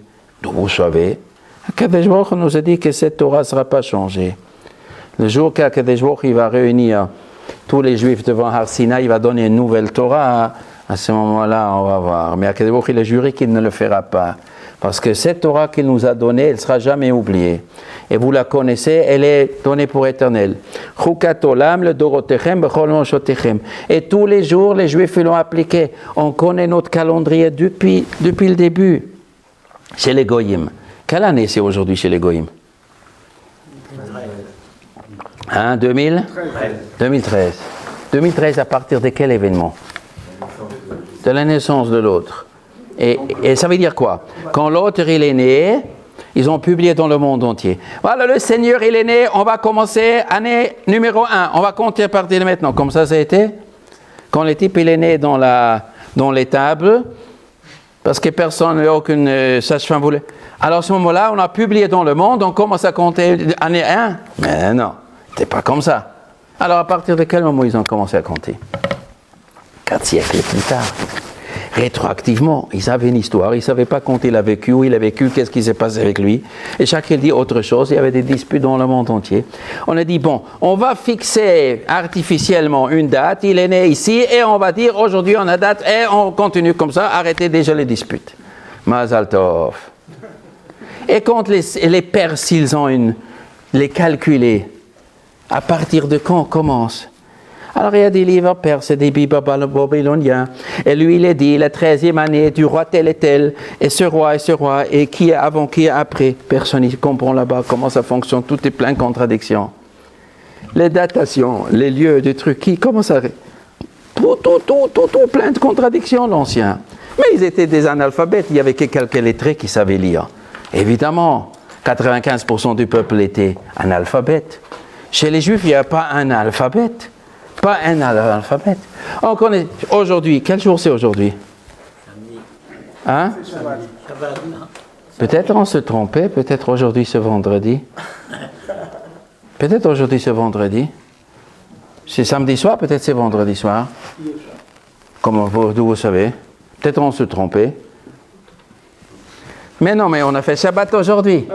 Et si ça aurait été vendredi, on aurait dû commencer à faire Shabbat. Alors j'aurais pas pu allumer. Un juif, il sait qu'il va condamner à mort s'il allume la lumière Shabbat. Shabbat, on ne va pas se tromper Shabbat. Donc si je sais qu'aujourd'hui c'était Shabbat, donc 7 jours avant aussi c'était Shabbat. Et 7 jours avant aussi. Et après Pesach, Shavuot, Sukkot, et Pesach, on mange. Donc on sait quel Pesach. Et à l'époque du Beth Amikdash, il y avait cette année Shemitah et Yovel. Chaque 7e année, on ne travaillait pas comme Shabbat. Donc on ne pouvait pas se tromper les années. Et on savait quel jour, et on sait combien de Shemitah on est depuis Moshe Rabbeinu. Tout le Tanakh nous raconte tant et tant d'années après la sortie d'Égypte, et tant d'années, lui il a vécu ici, lui il a vécu ici. Et les années depuis Moshe Rabbeinu, on connaît année par année où nous étions, où nous avons émigré, où nous avons immigré, où les Juifs ils étaient, comme ils sont venus. À l'époque d'Esther Amalka, 127 pays, tous les Juifs ils étaient éparpillés. Il est venu, enfin, à Chacham Manishtana, au 19e siècle, il y avait un goïm Shuga Metouraf. Il a dit, les Juifs, ils racontent le livre de Esther, et les Juifs, ils étaient dans 127 pays, et ils étaient en danger, parce qu'il y avait M. Haman avec Achashverosh. Un jour, ils ont décidé d'exterminer tous les Juifs. Et les Juifs, soi-disant, ils étaient en danger. Et voilà, Mordechai, Esther, Malin, ils ont... Mais ça n'existe pas, ce livre, elle est pure inventée. Tu as déjà vu un goy qui veut exterminer le peuple juif? Mais non, mais c'est des paranoïas qui inventent des histoires pour se faire passer pour des pré-victimes. Un goy, quoi, un président d'Iran de l'époque qui veut exterminer les juifs dans tout ce pays. Mais non, mais où on a vu ça? Mais il fallait que vienne Hitler pour nous prouver que le livre d'Esther, c'est pas un fou qui a écrit. Il fallait faire pour que les gens y croient. Mais tous les Juifs, ils ont vécu le Purim. Qu'est-ce que ça veut dire, ça? Mais qui a inventé Purim? Et Haman, il a dit un peuple qui ne fait pas les lois et qu'ils ont une religion. Mais les Juifs étaient connus dans le monde entier. Les Grecs sont venus en Eretz Israël pour exterminer les Juifs qui font les Shabbats et qui font la Mila. Mais tous les Goïms, ils nous connaissaient de tous les côtés. On savait, le peuple juif, ils ont leur religion et leur culte et leur Yerushalayim et leur temple. Ils sont venus détruire le temple. Est-ce qu'on peut détruire une maison qui n'existait pas? Voilà la grande question. Est-ce que Nebuchadnezzar peut venir détruire le temple si le temple n'existe pas? Vas-y, il détruit un temple qui n'existe pas. Qu'est-ce que dire ça se discute? Ça veut dire quoi ça se discute? Où ça se discute? Ça se discute si l'Élysée existe? Mais on connaît tellement beaucoup de détails de chaque Kohen Gadol et chaque Kohen et chaque roi, et comment était Atalia, et comment Atalia il était sorti, on l'a sorti du Beth Amikdash pour le faire tuer, et comment Hoshea il est venu, comment le prophète est venu à Minavi, et les Goïms quand ils sont venus, et Sancher. Qu'est-ce que ça veut dire ça? Des histoires que tous les Juifs ils connaissaient, on ment sur l'histoire nationale, mais une histoire que chaque Juif pratique tous les jours. Il pratique avec un sérieux. À savoir que si je suis à côté de la religion, je suis à côté de la pâte, je ne suis pas juif. Ça, c'est la critique biblique. Ça, c'est la maladie. Elle a beaucoup de conséquences. Elle a provoqué beaucoup de faiblesses chez les juifs. Et beaucoup de juifs ils disent, oui, je vais être juif, mais c'est difficile. Et peut-être ce n'est même pas vrai. Je dis, je suis un peu raciste parce que c'est une maladie ashkénaze. Parce qu'on ne connaissait pas ça chez nous en Tunisie. On ne connaissait pas ça chez nous au Maroc. Un juif, c'est un juif. Maintenant, il y a des érudits. Il y a des gens moins érudits. Il y a des gens très à cheval à la pratique. Il y a des gens qui se laissent un peu aller. Des fois, on fait malheureusement une petite avéra. Des fois, oui, des fois une grande avéra. Mais la religion, c'est la religion. Dieu, c'est Dieu. Vous savez que Dieu, il existe. Ce n'est pas Darwin qui a fabriqué le monde. Et c'est pas venu par tout seul. Mais évidemment, c'est un Dieu qui a créé. Mais comment tu t'imagines autrement? Mais tout rave, quelqu'un croire son Dieu. Mais c'est l'Ashkénazi, mais non. Mais qui me dit qu'il y a un Dieu qui a créé le monde? Tout seul, tout seul. L'homme descend du singe, et le singe descend d'un amphibien, d'un poisson, et l'autre d'un cafard, après d'une cellule. Et qui a fabriqué que la cellule est devenue un homme? Pas pur hasard, se jouait. Comme quelqu'un qui a un livre de mathématiques devant lui, qui a écrit ça, il y a un nom crié, un chat il est passé, il a déversé, ça a écrit. Voilà, comme ça le monde a été créé, mais tout rêve. Et ici en France, on raconte des balivernes comme ça dans les universités. Dans les universités, dans les écoles françaises, on raconte la foi du charbonnier, que l'homme il vient d'un amphibien, par pur hasard. Il n'y a pas un génie qui s'appelle Dieu qui a réglé tout ça. La plus grande folie, les plus grandes absurdités, les plus grandes bêtises, on raconte au nom de la science. Quelle science? Où il y a la science? Quelle science c'est? Des absurdités, des folies que personne ne peut admettre, aucun homme normal peut admettre ces folies. Aucune preuve. Quelle preuve? Ils ont une preuve. Ils ont fabriqué des cellules sans réflexion et ça devient... On a déjà fabriqué un ordinateur en prenant une machine à laver, jetant dans le 13e étage, ça se transforme en ordinateur. Quand Lazare, il fabrique quelque chose, Lazare détruit, Lazare ne construit rien. Lazare. Quelle science? C'est quelle science? Mais tout est permis ici en Europe pour détruire la foi en Dieu et pour détruire la religion, ou pour détruire la moralité qui sort de la religion. Tout est permis de dire. Mais ces Ashkenazim, ils ont brouillé le monde. Et ces goyim de critiques bibliques, ils ont brouillé tout le monde. Et on la voit ici aussi en France. Et c'est partout et c'est pas chute. Vraiment, ça existait. Tiens, il paraît qu'ils ont trouvé une menorah de Hanoukia sous la terre. Et depuis 2100 ans, il y avait une Hanoukia. Ils ont trouvé, donc c'est vrai l'histoire de Hanouka. Tiens, on a trouvé. Pourquoi tu peux dire, ça fait que c'est Hanouka est vrai? C'est-à-dire quoi? Tu cherches maintenant archéologie pour me savoir l'histoire de Hanouka? C'est quoi? C'est dans notre trip l'histoire de Hanouka. Ça veut dire quoi? On a vécu l'histoire de Hanouka. Ça veut dire quoi ça? Les Grecs qui sont venus, on a un truc depuis ce moment-là, on a instauré Hanouka. Qu'est-ce que ça veut dire? Ah, ils ont trouvé vous savez, en 1947, ils ont trouvé les rouleaux de la mer morte. Les rouleaux, vous connaissez les rouleaux de la mer morte. Ils ont trouvé tous les 24 livres Kedosh, Sefer Yeshaya, ils ont trouvé entière, intacte, mot par mot, comme nous l'avons. Et les autres qui tu as codé des morceaux, mais il y a des barres déchirés, bon, c'est effacé, mais ça correspond exactement à tous les 24 livres. Oui, les livres de Yeshaya, et ça tombe alors maintenant, tous les Picorsim qui disent que les livres de Yeshaya étaient fabriqués après. Ils ont trouvé un qui existe depuis 2200 ans. Tous les Kitva Kodesh existaient 2200 ans. Ah, ils ont reçu un grand claque sur le visage des Picorsim. Nous, on a besoin des livres dans une grotte, comment ça s'appelle? Qumran. Mais les livres d'Ishaïa, il est chez nous, dans le Kitva Kodesh. Mais on a vécu ça, on connaît par cœur l'Ishaïa. Shoftim, Shmuel, on connaît tous les Tanakh. On n'a pas besoin de les chercher sous la terre. Mais le peuple juif, il vit. Ah, ils ont trouvé dans une tombe un homme qui ressemble à un juif avec des tefilines à côté. Tu as besoin de déterrer maintenant un juif il y a 2500 ans avec un père de tefilines. Tu trouves archéologie? Mais nous sommes vivants avec les tefilines. Nous sommes des témoins vivants. Tout le peuple juif, on est un témoin vivant. Pas besoin de chercher archéologie. Évidemment, si tu cherches, tu vas trouver. Tu vas toujours trouver que des preuves, tu ne vas pas trouver le contraire. On ne peut trouver une histoire vraie, évidemment, on peut trouver que des preuves. Ils ont trouvé un shekel et c'était marqué de l'époque de Shlomo Melech. Ils ont un livre avec des Mazal Tov. Tu n'as pas besoin, mais on le sait. Qu'est-ce que ça veut dire? Ça c'est très important. Mais les goyim, ils kiffent. Ils kiffent ces juifs qui crachent dans la soupe.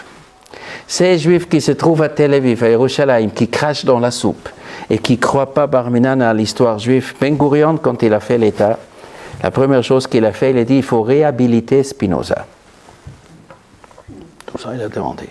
Spinoza, tous les rabbanim d'Amsterdam, ils l'ont mis au Kherem. Quand il avait 24 ans, les rabbanim, ils avaient Ruach HaKodesh. Ils savaient que cet homme-là, c'est un destructeur. C'est un homme, il a un langage rusé pour nier la Torah avec des trucs, ils l'ont mis au Kherem, il était mis à l'écart. Ils avaient Ruach HaKodesh, les rabbanim.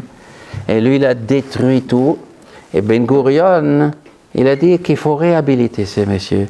Mais tu ne comprends pas que tu coupes la branche de l'arbre sur laquelle tu es assis. Aujourd'hui, tous les Arabes, ils nient l'histoire juive. Aujourd'hui, les Arabes, ils se font un kiff. Vous allez au Caire, vous allez à Bagdad, vous allez à Téhéran, et vous allez lire dans toutes les universités, dans toutes les écoles, dans tous les médias, dans les journaux, dans la télévision, l'histoire juive et les fausses. Les Juifs, ils n'avaient jamais un temple à Jérusalem. Le peuple juif n'existait pas. Yeshua, seulement, ils racontent l'histoire juive quand ils peuvent nous accuser qu'Yeshua a tué les... Mais le peuple palestinien était là-bas, nous n'existait pas, eux ils kiffent.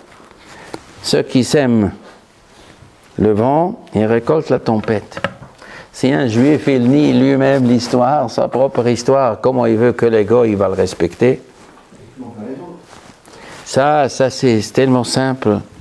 Mais on s'en fiche des goïms s'ils reconnaissent l'histoire. À la rigueur, c'est pas grave. Un goï qui nie l'autre histoire, il veut nous enlever la terre, qu'est-ce qu'il peut faire? Pire que nous tuer Barménan, il ne peut pas. Il ne peut pas nous.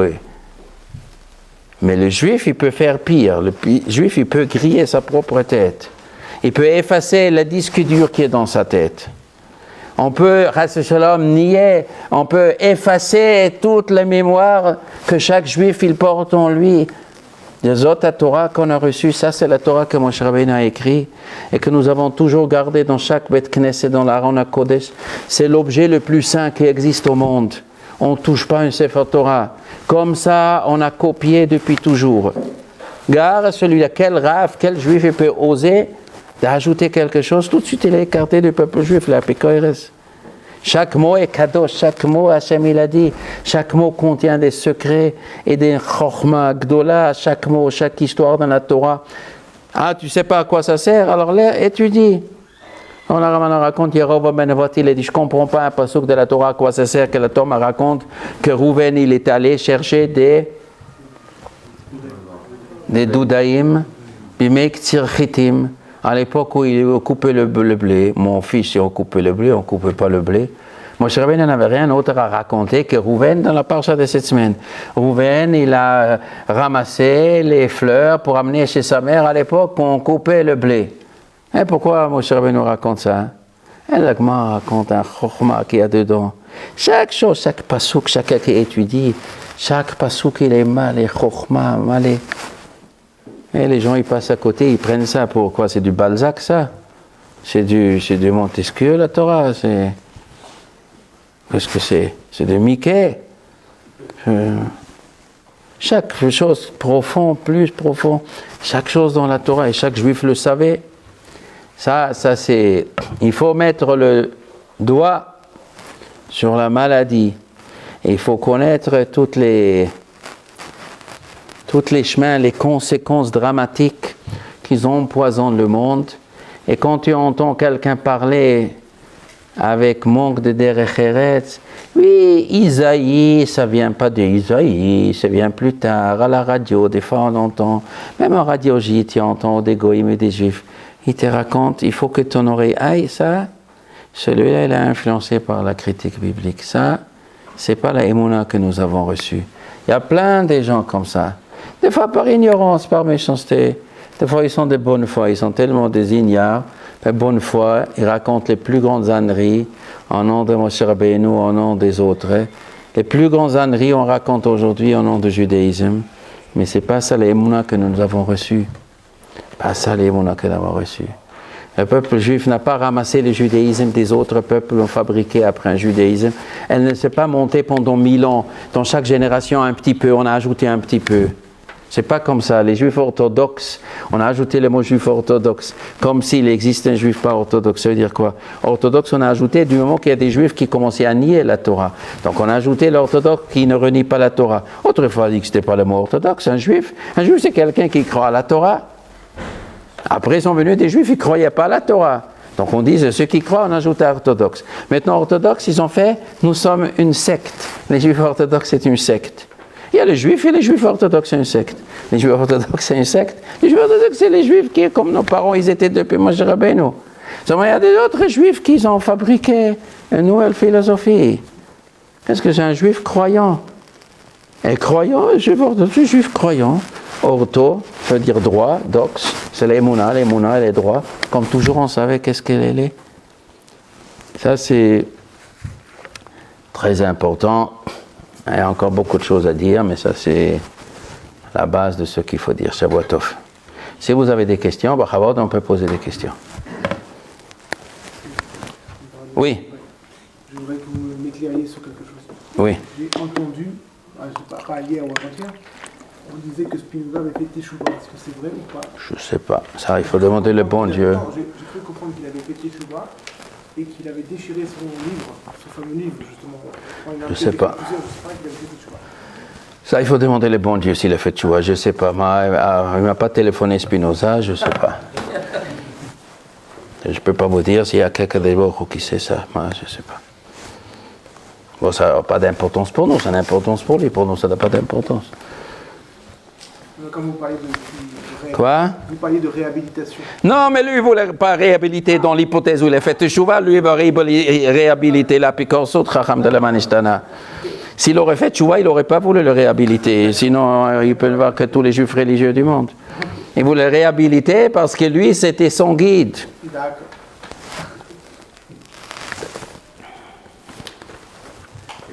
Oui. Vous dites que c'est un phénomène qui est né chez les goïms d'abord. Historiquement, c'est... Astruc, il s'appelait, le premier Astruc, au XVIIe siècle. Astruc, et Spinoza et Astruc, ça c'est les deux gangsters. Et après, les goïms, ils ont beaucoup développé. Le goïm. Comment vous expliquez que c'est passé quand même assez facilement dans le milieu juif finalement? Mais parce que les juifs qui ne veulent pas faire la Torah sont les premiers intéressés de démonter. Un juif qui veut se mettre avec une goya, un juif qui veut transgresser Shabbat parce qu'il ne supporte plus les persécutions, tous ces juifs qui ont dit on en a marre d'être persécutés. Spinoza venait d'une famille des Marans. Les Marans, ils ont souffert en Espagne, en Portugal, on les a massacrés pendant des siècles, on nous a persécutés. Alors les juifs qui pètent un plomb, qui ne peuvent plus supporter la persécution, ils disent je veux me débarrasser de ce judaïsme. Mais comment je me débarrasse? Mais l'histoire, elle s'est passée comme ça. Et peut-être non. Et peut-être que ce n'est pas passé comme ça. Les Juifs sont les premiers qui sont intéressés à se débarrasser. Le goy, c'est que par ricochet, le goy veut se débarrasser d'un Juif, mais ce n'est pas si important pour le goy de se débarrasser du Juif. Mais le premier intéressé, entre guillemets, de se débarrasser de la Torah, c'est le Juif qui ne veut pas faire la Torah, mais que sa Emouna lui a appris que la Torah, elle est vraie, mais il ne veut pas faire la Torah. Il ne veut plus que les Juifs y souffrent. Des fois, pour de bon, il veut sauver le peuple juif de persécution. Donc, il croit mieux vaut de enlever le judaïsme aux juifs. Combien de juifs en Russie pensaient comme ça? Vous avez une idée combien de juifs en Pologne, en Russie, en Allemagne, ils voulaient sauver le judaïsme de l'antisémitisme en enlevant la kippa, en enlevant le Shabbat? Mais tous les libéraux s'étaient marchés avec ça. À cause de vous, les juifs qui font Shabbat et vous mangez kasher, faites Brit Mila, à cause de ça, nous avons l'antisémitisme. Mais arrêtez votre religion déjà. Il faut arrêter la religion. Mais c'est marqué dans la Torah. Mais non, mais la Torah, on a déjà prouvé qu'elle ne vient pas de la Torah. Les Juifs sont ceux qui sont intéressés de la détruire. Ce Juif qui croit vraiment qu'en arrêtant la Torah, il va trouver le bonheur. C'est la faiblesse, les Juifs, parce qu'il était persécuté. Tout ça, les Goïms nous ont provoqué, évidemment. La persécution des Juifs a fait craquer des Juifs. Évidemment. Alors les Juifs, ils ont rentré dans le jeu. Les Juifs religieux qui ne veulent pas être religieux. Vous ne connaissez pas cette histoire? On racontait à un Juif, il y a 100 ans, il est venu à Paris. Un Juif religieux, mais il voulait manger kasher. Il arrive à Paris, il ne sait pas où il y a un truc kasher. Il veut se demander où. Il faut que je trouve un Juif. Où je vais trouver un Juif? Il y a 100 ans, les Juifs n'étaient pas si berbus, des trucs comme nous avons aujourd'hui, Baruch Hashem. Et tous c'était des goïms. Il dit, il y a sûrement des Juifs parmi eux, mais qui est les Juifs? Il se casse la tête, il dit, comment je vais faire? Ah! Il prend son talit katan, il fait sortir son talit katan, il met sur les chemises un grand talit katan comme ça, et il vend la grande kippa, il met sur la tête. Il attend 30 secondes. Fais rentrer ton tzitzis, tu fais un chilou lachem. Avant, tu étais juif. Alors dis-moi, où on peut manger kasher ici? Qui ça dérangeait qu'il avait un talit katan comme ça dans la rue? C'est le juif. Les juifs qui se gênent. Oh, ils marchent avec des talits comme ça. Oh là là, c'est un chilou lachem. Un chilou lachem de marcher avec des tzitzit à Paris. C'est un chilou lachem. C'est comme vous connaissez l'histoire quand les juifs de Tchécoslovaquie, quand ils ont commencé à les déporter pendant la Deuxième Guerre mondiale. Alors le chef de l'église en Tchécoslovaquie, il a dit aux juifs en Slovaquie, il a dit, tous les juifs qui sont prêts à rentrer à l'église et ils mettent la balle à marcher sur la tête. Ils se convertissent à le christianisme, eh ben, l'Église va les protéger, ne va pas livrer ces juifs à la Gestapo. Il n'y a aucun juif qui voulait se convertir. Un juif se convertir, non. Il y avait un juif, il voulait survivre. Alors il a dit, moi je suis d'accord. Ah, tu es d'accord? Alors l'archevêque il est venu, il a dit, alors on va faire, tu vas donner l'exemple à tous les juifs. Alors dimanche matin, tous les cloches de la ville, ils ont cloché et ils ont fait passer ce juif-là dans la rue des juifs, entouré par les archevêques, les curés, machin, truc. Voilà le juif qui est intelligent, qui a compris, on croit, notre Seigneur, et il passe. Alors les juifs, ils sont tous à la fenêtre. Voyous, shaïgetz, vendu, faible. Shaïgetz, ça veut dire sheketz. Ça veut dire voyou, va dans l'église et truc. Alors lui dit, juif, ne faites pas du chilou Hashem. Ne faites pas du chilou Hashem. C'est-à-dire un juif, il savait toujours que Kiddush Hashem est Chilul Hashem. Kiddush Hashem, c'est dire qu'un juif qui est prêt à mourir pour pas renier la Torah. Ça, c'est Kiddush Hashem. On meurt à Kiddush Hashem. Et un juif qui vend son judaïsme pour une soupe de lentilles, ou même pour survivre, il vend son judaïsme, il fait un Chilul Hashem. Parce que être fidèle à la Torah, c'est plus important que tout ce qui est cher pour nous. Lui, il a vendu son judaïsme. On peut le comprendre, il veut survivre, d'accord, ça va, on comprend. Mais il fait un chilul Hashem, seulement il est faible. Les autres juifs, ils disent, non, on ne va pas aller à l'église. Et si le Gestapo Barminan vient, on ne va pas devenir chrétien pour... Non, on ne va pas renier notre judaïsme. Chut, vous faites un chilul Hashem. Qu'est-ce qu'il va croire le goy? Qu'est-ce qu'il va croire le goy? Le goy va croire que vous êtes des tembels, vous les juifs. Hein, le goy va croire que nous sommes des tembels. Si tous les juifs ils auraient fait comme lui, il n'aurait eu plus personne pour... Comment il a dit ça une fois là, au grand rabbin Lau, il a dit. En Israël, il y avait le grand rabbin Lau.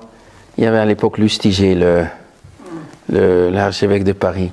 Un jour, à Tel Aviv, ils ont dit, on va parler sur le silence de Dieu pendant la Shoah. Voilà, un thème. Le silence de Dieu pendant la Shoah. On va faire un colloque. Alors, ils ont invité personnages, machin, entre autres, Lustiger. Lustiger va faire aussi un discours sur le silence de Dieu. Alors le grand rabbin là, il dit, non, toi, tu viens de l'église, si tu veux parler, parle du silence de l'église pendant la Shoah. Le silence de Dieu, moi je vais parler. Toi, tu n'as pas parlé du silence de Dieu. Parce que si les Juifs, ils auraient fait comme toi, eh bien, il n'y aurait eu plus personne pour dire Kaddish sur les 6 millions de Juifs, oui? Alors toi, tu te la fermes, tu ne parles pas contre Dieu. Ça veut dire quoi? Si tous les Juifs, ils abandonnent la Torah, ils deviennent des chrétiens parce qu'ils veulent couper avec le judaïsme à cause des persécutions, il n'y aura plus personne pour dire Kaddish. Tu n'as pas parlé du silence de Dieu. Toi, tu parles du silence de l'Église.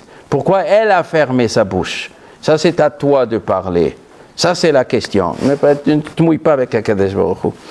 Ça... Chilul Hashem. Alors, qui veut demander encore une question? La critique biblique, Oui. c'est pas une conséquence de l'islam qui dit qu'en général les juifs ont menti, falsifié. C'est vrai. C'est vrai. Ibn Hazm, il y a déjà 1000 ans, il a écrit ça. Chez les musulmans, ça rentrait du dogme de leur religion que les juifs, ils ont falsifié leur Torah. Les chrétiens, ils ne disaient pas ça. Les chrétiens, ils croyaient à l'Ancien Testament. Ils croyaient à toute l'histoire juive. Pour les chrétiens, l'Ancien Testament, la Bible est kadosh. Seulement, c'est un testament. Quand le testateur, il meurt, le testament, il prend un truc, comme il dit Paul. Donc, ils voulaient que les peuples juifs disparaissent. Comme ça, on aura la preuve. Mais les chrétiens, les musulmans, ils ont rentré ça dans leur dogme, que le judaïsme a trafiqué. Mais ce n'est pas ça la racine. C'était indépendant. Ici en Europe, Spinoza et Astruc et toute la bande là-bas, c'est pas ça, ils n'ont pas besoin. Mais c'est vrai que lui, il a déjà écrit ça. Le Rashba, il écrit une longue tchouva, la Rambam. Il refuse ça, ça veut dire quoi ça? Mais c'est un autre chemin. Le musulman, ça a été, chez eux, ça existait déjà à l'époque. Seulement, la critique biblique va beaucoup plus loin que les musulmans. Parce que les musulmans, ils croient que Mohammed il a dit que les Juifs ils ont changé la Torah, mais les Juifs ils ont reçu la Torah Har Sinaï. Mais le critique biblique, il croit ni Har Sinaï, ni Dieu, ni les monts Sinaï, ni Moshe Rabbeinu, ni rien du tout. Ça, le musulman ne fait pas. Il dit, il est d'accord, sauf, il y a encore les nouveaux musulmans, c'est encore une autre chose. Encore une autre chose. Mais normalement, le musulman, il doit croire que le peuple juif a été élu. Aujourd'hui, les nouveaux salafistes, ils disent que le peuple juif a reçu la Torah, mais nous ne sommes pas le peuple juif. Ça, c'est la nouvelle mode. Vous n'êtes pas le peuple juif. Les juifs faradim, ils viennent des berbères, et les ashkenazim, c'est des khazars. Mais le peuple juif d'Hébreu qui a reçu la Torah, ils ont déjà disparu du monde. Et nous sommes un nouveau peuple juif. Ça, c'est la nouvelle mode maintenant que les Arabes ils disent. Et il y a des juifs aussi. Comment il s'appelle, Shlomo Zand, là, comment il s'appelle? Shlomo Zand, il a reçu le prix, hein? Shlomo Zand, voilà, un grand chacham de l'université. Il est ici à Paris, il a fait un paquet, il lui a donné tous les trucs, l'écriture française, la littérature française, il lui a donné un livre dégoûtant. Et c'est dans le même sens, ça va dans le même sens que le peuple juif a disparu. Déjà, comment il s'appelait? Arthur Koestler, il a écrit ces bêtises, et l'autre, là, le Khmar, là, à Paris, comment il s'appelle? Qui a écrit les mêmes sottises. Nous ne sommes pas allés. Mais jusqu'à maintenant, les musulmans, ils savaient très bien insulter les juifs, Atbach Yahoud, parce que vous êtes le peuple, les descendants de ceux qui ont fait le veau d'or. Jusqu'à maintenant, ils savaient très bien nous adresser des insultes, parce que nous sommes ce peuple qui a tué les prophètes à l'époque. Jusqu'à maintenant, ils savaient nous identifier comme juifs. Et maintenant que les juifs en Eretz Israël, ils réclament le droit sur Eretz Israël grâce au Tanakh, maintenant nous sommes devenus un autre peuple, et le peuple qui a reçu la Torah, ils ont déjà disparu. Nous avons disparu. C'est-à-dire quoi? Les juifs ils connaissent le Yichus, mais combien de juifs ils connaissent jusqu'à à l'époque de Tanaïm Amorim, le Yichus? Beaucoup de juifs. Mais à part de chaque Kohen, chaque Lévi. Je vais dire encore un petit mot. Il y a aussi un chiddush. Pas tous les juifs ils savent ça. Il faut lire la Gemara, il faut lire le Flavius, c'est très pshutim. Quand un juif à l'époque du Beth Amikdash voulait se marier, un Kohen, à l'époque du Beth Amikdash, je suis Kohen, je veux me marier. Je dois faire attention avec qui se marie, parce qu'un Kohen qui veut que son fils travaille au Beth Amikdash, il ne doit pas se marier avec une femme qui est divorcée. Il ne doit pas se marier avec une femme qui est convertie. Il ne doit pas se marier avec une femme qui a vécu avec un goy. Et si je me marie avec une femme que son père est Kohen et sa mère divorcée, alors cette femme, c'est aussi une halala, je n'ai pas le droit de me marier. Et si je me marie avec une femme que le grand-père était Kohen et sa femme est divorcée, donc elle est halala, et donc le fils aussi il est halala et sa femme devient halala, donc je ne peux pas me marier avec cette femme si je suis Kohen. Alors qu'est-ce qu'ils faisaient les Kohanim? Comme la Mishnah nous dit, un Kohen à l'époque du Beth Amikdash devrait vérifier sa femme et sa belle-mère et la mère de la belle-mère et la mère de la mère. 12 mamans et trucs, il n'y a pas de halala et des trucs et des psoulekuna. Mais comment on peut savoir comment ça a été? Eh bien, il est marqué quelque chose de formidable, que les Juifs, depuis Moshe Rabbeinu, ils avaient des sifrei yuchsin, des livres de généalogie. De génération en génération, un Kohen ne pouvait pas travailler au Beth Amikdash, sauf si le Beth Amikdash avait reçu une lettre du Bedin de sa ville, où on dit Monsieur Kohen se marie avec une femme qui est cachère, et voilà son fils, Gabriel, Raphaël, Michaël. Quand ils viennent au Beth Amikdash, ils peuvent travailler, parce que nous avons vérifié. Et tous les Bate Dinim, depuis Moshe Rabbeinu, ils ont écrit des livres pour le Mishkan Shiloh, des Sifrei Yuchsin. David Melech n'a pas pris comme officier dans son armée que ceux qui avaient Yichus, on savait depuis Moshe Rabbeinu qui il est.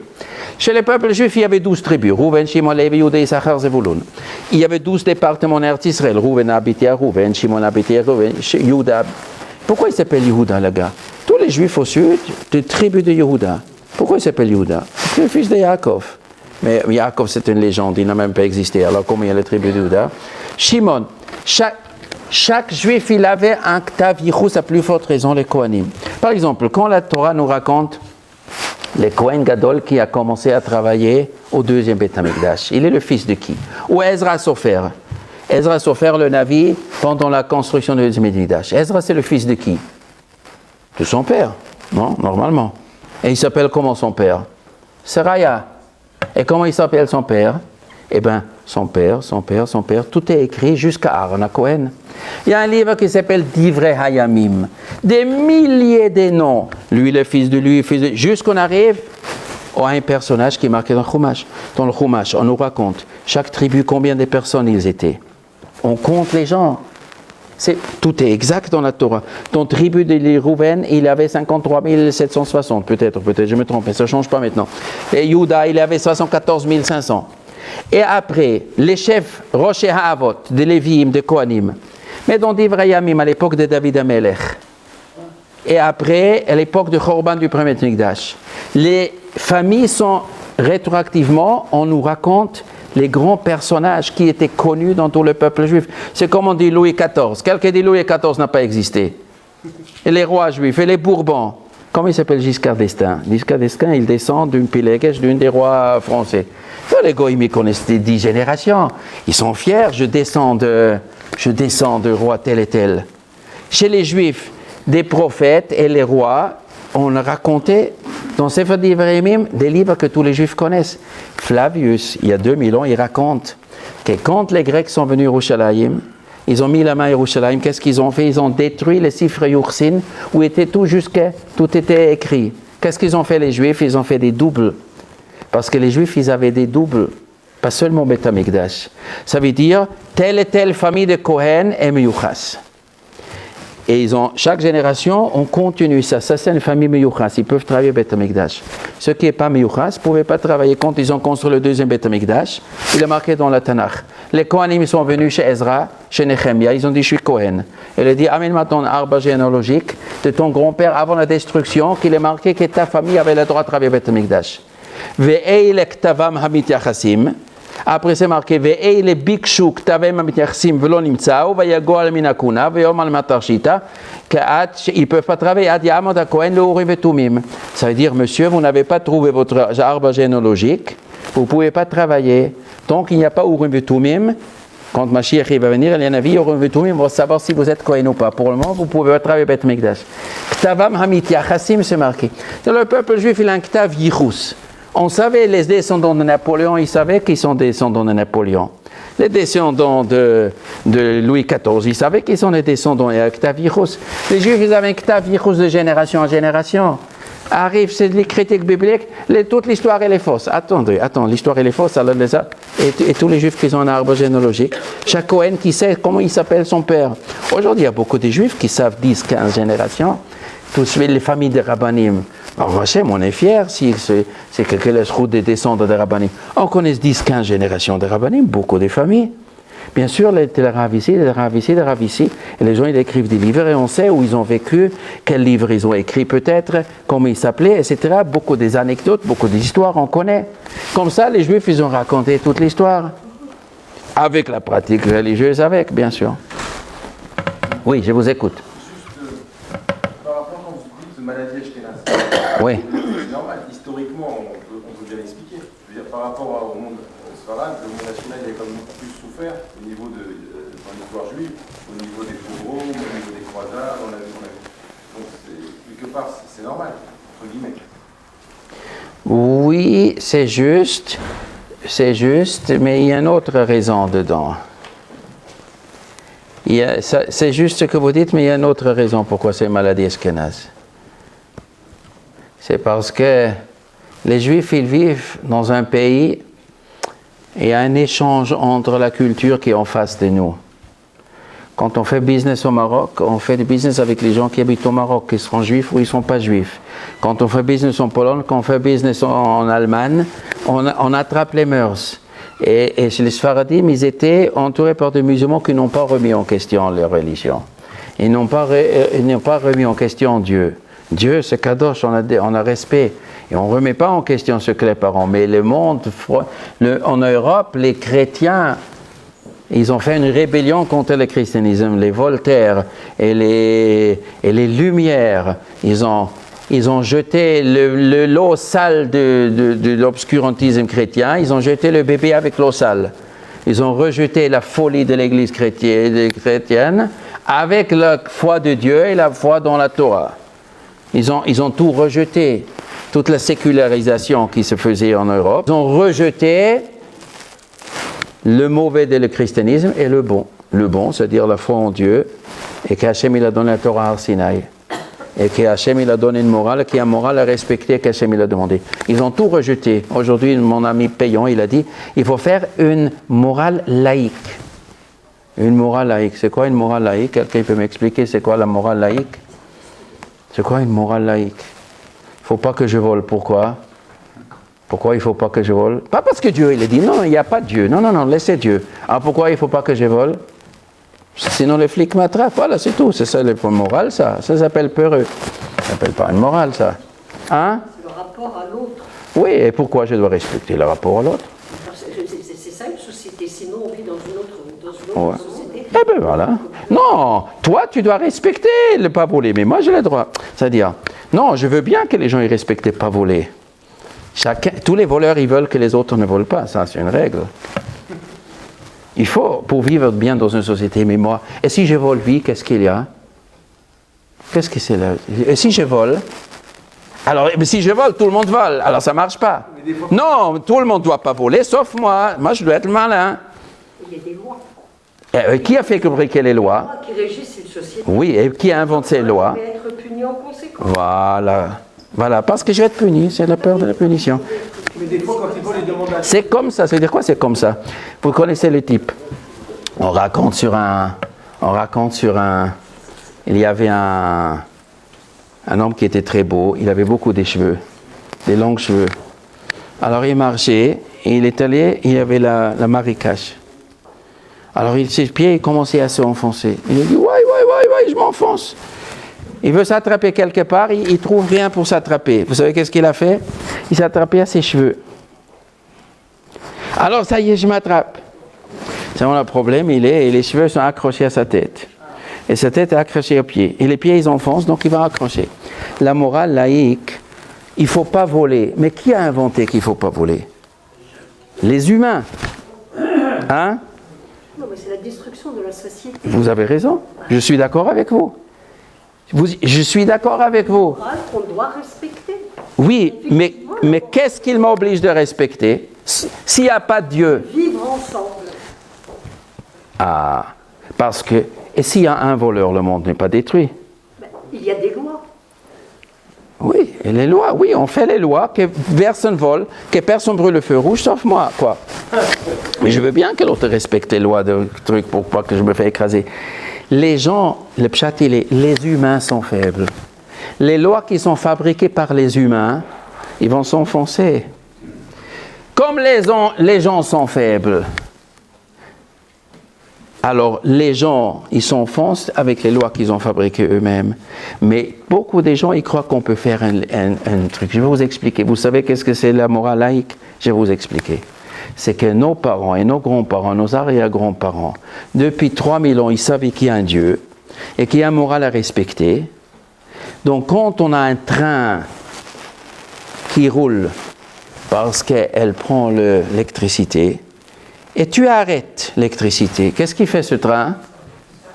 D'abord, il continue à rouler. Il a un élan, il continue à rouler. Et doucement, doucement, ça va s'arrêter. Pendant 3000 ans, le monde entier savait qu'il y a un Dieu au monde. Et qu'il y a une morale. Donc, l'humanité a reçu un grand coup. Maintenant, on enlève Dieu, on coupe tout. Mais ça continue. Moralité laïque, c'est comme ça, les lois, il faut. Mais ça roule grâce à la foi que nos parents ils avaient. Mais doucement, doucement, ça va s'arrêter. Et ça s'arrête très vite. Tout le monde savait qu'un homme il s'est fait pour se marier avec une femme. On ne va pas légaliser 2 hommes qui se marient. Mais qui a pensé ça il y a 100 ans? Mais ça s'arrête. Mais c'est de la folie, mais vous êtes devenus dingues. Mais c'est comme ça. On enlève Dieu, donc ça devient la moralité des humains. Quand ça devient, au début, on ne change pas. Au début, ça continue à rouler. Mais du moment qu'il n'y a plus Dieu qui fait les lois, c'est les hommes qui font les lois.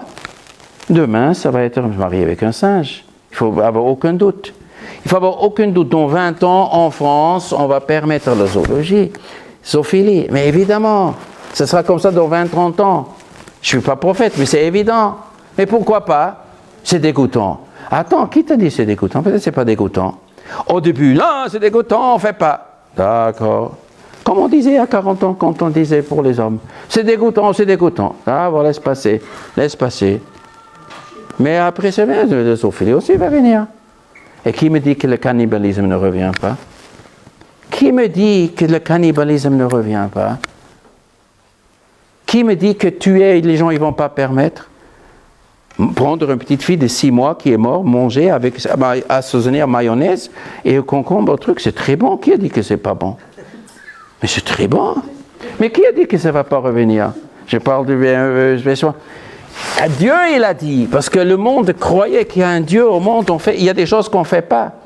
Mais quand tu enlèves Dieu, c'est les humains, hein? Doucement, doucement. Ce qui nous plaît, c'est ça qui va arriver. Le monde, elle va vers ces trucs, sauf il y a la religion derrière. Alors c'est la bagarre. Non, il y a même son Mashiach, laissez Mashiach à côté. Il y a des gens qui ne se laissent pas faire. Alors c'est une bagarre. On veut exclure les dieux de la société, de la cité.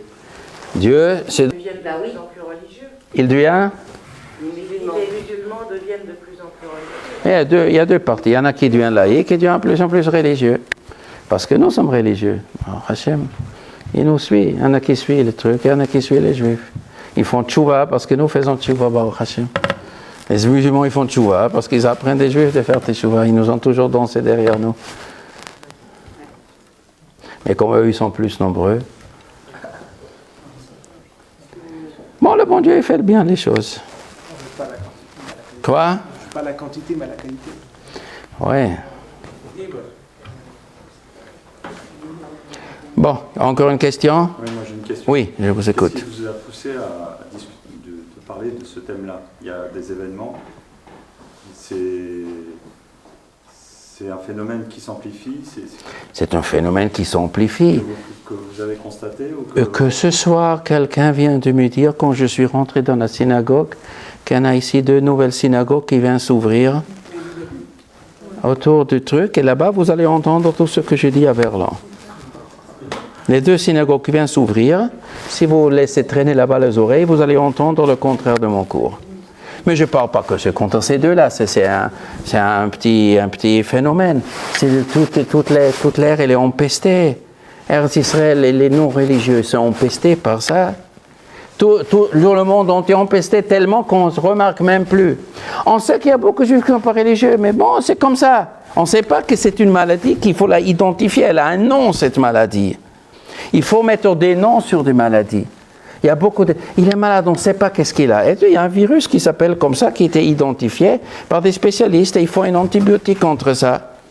Eh bien, il faut identifier la maladie, pourquoi il y a tellement beaucoup de juifs qui ne sont pas religieux. Elle a un nom, et il faut lutter contre la racine de cette maladie. Et après, automatiquement, le corps va se régénérer, le corps du peuple juif. On va revenir à la Torah, une fois que l'émouna, il est dans la tête. Il y a des gens qui disent, moi, je ne suis pas orthodoxe, je suis orthopractique. Vous connaissez cette expression? C'est fabriqué à Moses Mendelssohn. Orthopratique. Pas orthodoxie, mais orthopratique. Vous savez qu'est-ce que ça veut dire? Orthopratique, je pratique le judaïsme. Mais pas doxe dans les dogmes. Les dogmes, je discute. Mais dans la pratique, je continue. Vous pigez la différence? Or, Chachamim, il raconte que si quelqu'un, il croit au dogme, mais il ne pratique pas tout, c'est un voyou. Mais il est attaché à la base. Mais si quelqu'un est orthopratique, il pratique le judaïsme, mais il ne croit pas au Yesodot de Emunah, le Yud Gimel Animam, les 13 animam que le Rambam il a synthétisé de tout le Tanakh et du Chasse. C'est quoi la base de l'Emunah d'un juif? Si quelqu'un ne croit pas à la base, il est en dehors du judaïsme. Orthopratique, ça ne dure pas longtemps. Les gens qui renient les doxes, les principes de Emunah, même s'ils continuent un certain temps de pratiquer, après, la pratique s'estompe. C'est comme ça. Sauf s'il revient, et il revient au dox. Mais si on est en dehors de la Emunah, la pratique, ça ne marche pas. Ça devient un pratique comme ça, on pratique. On pratique des religions comme ça, mais l'Emunah, oui, en vérité, mon cher Ben, qui me dit qu'il a existé, mais bon, je mange Pesach le matzah, mon père a mangé, je mange aussi. ça va. Ça, c'est le train qui n'est plus attaché à l'électricité. Alors, il roule. Mais son fils et son petit-fils, tu vas voir. Combien de gens y croyaient qu'on peut se couper de l'émouna, mais on continue à pratiquer. Et il continue à pratiquer. Mais pas le fils et pas le petit-fils. Le fils, il était Machal Shab. C'est le petit-fils, il est marié avec une Goya. Et l'arrière-petit-fils là, il n'a rien avec le judaïsme. Mais combien de comme ça, combien en Amérique, la majorité des juifs américains sont comme ça. Mais ça a commencé dans la tête, ça ne marchait pas. Et après, dans la pratique. Bien sûr, un homme qui n'a pas quoi manger, il veut travailler Shabbat, vous allez travailler Shabbat, sinon vous n'avez pas quoi manger. Eh bien, je vais refuser de travailler. Mais il faut une émouna. Il faut être sûr qu'Akadosh Baruch Hu, il ne me lâche pas si je suis chômeur Shabbat. Et si je transgresse Shabbat, je suis à côté. Non, je ne travaille pas Shabbat. Mais si tu n'as pas la émouna que Moshe Rabbeinu il a donné ses lois, si je crois que ce sont des lois humaines, eh bien, on ne peut pas lutter contre les épreuves. Un Goya, je veux marier, le Goya, elle est belle, elle est riche, elle est truc, elle est machin. Comment je vais lutter contre mon Yetzirah? Avec une conviction. S'il n'y a pas de conviction, ou la conviction elle est atteinte, elle est influencée, ça se discute, comme on dit, ça se discute. Quand ça se discute, c'est pas bon quand ça se discute. Mais chez moi, ça se discute. Eh bien, étudie pour t'enlever le doute de la tête. Si quelqu'un dit, mais moi, je ne suis pas convaincu que le judaïsme est vrai. D'accord? Tu n'es pas convaincu, je comprends. Alors, étudie, vas-y, convainc-toi. Comment? Eh bien, va étudier qu'il n'y a aucune erreur possible. Si quelqu'un n'est pas convaincu, on ne peut pas obliger d'être convaincu, évidemment. La liberté de foi, la liberté de conviction existe. Un homme qui dit, je ne suis pas convaincu que le judaïsme est vrai. On ne va pas le punir. À l'époque du Beth Amikdash, quand il y avait Sanhedrin, on ne va pas le punir. Vous ne pouvez pas m'obliger de croire à quelque chose. Mais suivez ce que les Juifs ils disent. Vous ne pouvez pas transgresser le Shabbat. Comme ici en France, quelqu'un dit je brûle le feu rouge. Moi je ne paye pas des impôts. Alors, il va être puni. Il dit mais moi je ne reconnais pas la République française. Écoutez, vous reconnaissez pas, ça c'est votre problème. Moi je ne suis pas convaincu que la démocratie est la meilleure chose. D'accord, mais il y a des lois, vous les appliquez. Vous gardez votre truc pour vous, vous faites ce que vous voulez. Les lois, alors chez les Juifs c'était toujours comme ça. Un Juif qui ne croit pas dans son cœur qu'il y a un Dieu, il n'est pas puni par le tribunal terrestre. Le pays on ne peut pas obliger un homme à croire. Croire où on ne croit pas. Mais vous devez croire. Comment? Cherchez, vous trouvez. Ça oui, un homme est obligé de chercher et clarifier la émouna.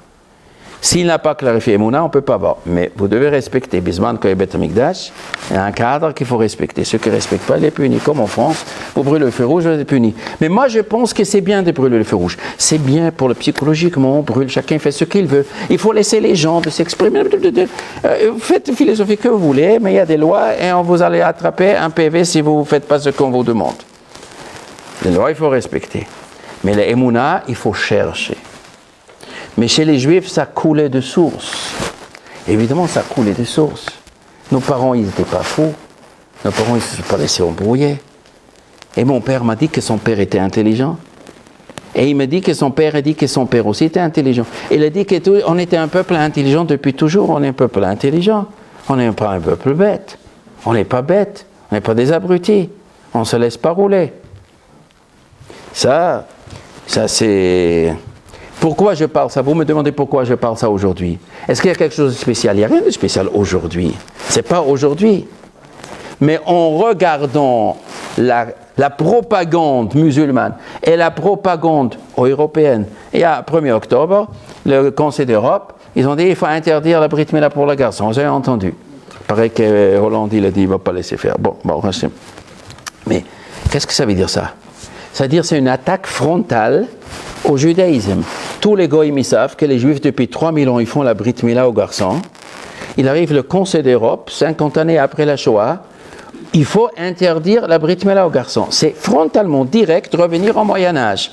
Ça veut dire quoi? Ces gens-là, ils veulent revenir à l'Inquisition, il y a 4 siècles en arrière, c'est-à-dire tous les droits de l'homme et toute la liberté de culte, toute la laïcité, la tolérance pour les gens qui ont une autre religion que nous, tout ça s'est balayé d'un coup. Et on essaye d'interdire aux Juifs de faire la Brit Mila. Et vous savez très bien que ça, c'est la base du judaïsme. On va essayer de détruire la base du judaïsme. Où on est? Ça veut dire que quoi? Que où est cette tolérance? Le droit de l'homme? Son Dieu? Mais la tolérance, elle a été en train de... Elle a remplacé l'obscurantisme chrétien. Très bien. La tolérance, ça c'est le mot. Et liberté de culte. Oui. Et maintenant quoi? Obscurantisme moyenâgeux. Le monde va vers l'an. Le monde se tourne vers l'an. Plus qu'on s'éloigne de Dieu. Bon, bien sûr, c'est lié avec le permettre les hommes, c'est lié avec la... Plus qu'on s'éloigne moralement des lois de la Torah, plus on veut supprimer les règles qui gèrent la Torah. Et qui gère la Torah? Le peuple juif. Et le peuple juif, d'abord, c'est la Brit Mila. Il faut détruire les bases du judaïsme pour nier au peuple juif le droit de croire à la Torah. Pour nier ça en rapport avec Eretz Israël, les goïms, ils veulent détruire. Mais maintenant, ils sont en train de parler à Genève. Vous savez que Munich est à Genève, vous êtes au courant? Ils ont construit cette semaine Munich à Genève, vous êtes au courant? Ils ont amené Munich à Genève. Munich 1938, quand les Français et les Anglais se sont inclinés à la folie de Hitler, il a dit je vais tuer les Juifs, et les Français et les Européens sont inclinés. Ça y est, Hitler il a dit il va faire la paix, c'est bon, ça, on va faire la paix. Ils se sont laissés rouler dans la farine. Maintenant la même chose, il se passe maintenant. L'Iran il a dit on veut détruire Israël. Il a dit, on va les détruire, on va les détruire. Ils disent toute la journée. Bon, on va faire la paix. Ils ont amené Munich à Genève. Ça veut dire que quoi? Qu'ils collaborent tous. Ça veut dire que tous les peuples ils collaborent à ce jour à la chute du peuple d'Israël. Mais on ne le sait, c'est pas d'aujourd'hui. Nous, ça nous a pas. Dans chaque génération, on se lève contre toi pour vouloir te détruire. Ça, tous les Juifs, ils chantent ça la nuit des Seder, on le sait très bien. Et là, Kadesh nous sauve de leurs mains. Bon, on le sait, Kadesh nous sauve. Mais eux, ils ont des trucs diaboliques dans la tête, de la folie. Ça fait tous partie. La Torah, c'est un document de folie. La Torah nous dit qu'Akadosh Baruch Hu, il a donné vie à Israël aux Juifs. Et Akadosh Baruch Hu, il aime le peuple juif. Et qu'il y a une moralité dans le monde. Et ils veulent détruire. La Rambam dit dans Eger et Teiman, depuis que le peuple juif existe, les goïms veulent détruire la Torah. Parce qu'ils sont jaloux du rapport privilégié que les Juifs ont avec Dieu. Ce peuple juif élu, ça leur est resté travers la gorge, dit le Rambam. La jalousie que Dieu, il aime un peuple plus qu'un autre et qui nous sont fidèles à lui, ou ils veulent nous détruire physiquement, ou ils veulent nous convertir à une autre religion. Le Rambam dit dans chaque génération, il n'y a pas une génération depuis Moshe Rabbeinu jusqu'à notre époque où les goïms n'ont pas cette volonté. Et depuis que le Rambam est venu jusqu'à aujourd'hui aussi, ça n'a pas arrêté. Et aujourd'hui, on croyait qu'après Hitler, les Européens au moins, ils vont avoir honte. Bon, les musulmans, ils ne nous ont pas tués, les 6 millions de juifs. Donc, ils n'ont pas besoin de honte. Mais on croyait au moins les Européens, ils vont nous respecter. Fini, ça y est, 1er octobre, hein, ils ont montré le visage. Bon, moi, j'aime pas tous. Je ne dis pas que tous les goïms. Ils étaient 400 députés sur les 318 j'ai vu sur Internet. Il y a 318 conseillers de Conseil d'Europe. Il passe 2 tiers n'étaient pas présents. Bon, c'est d'abord Hachem.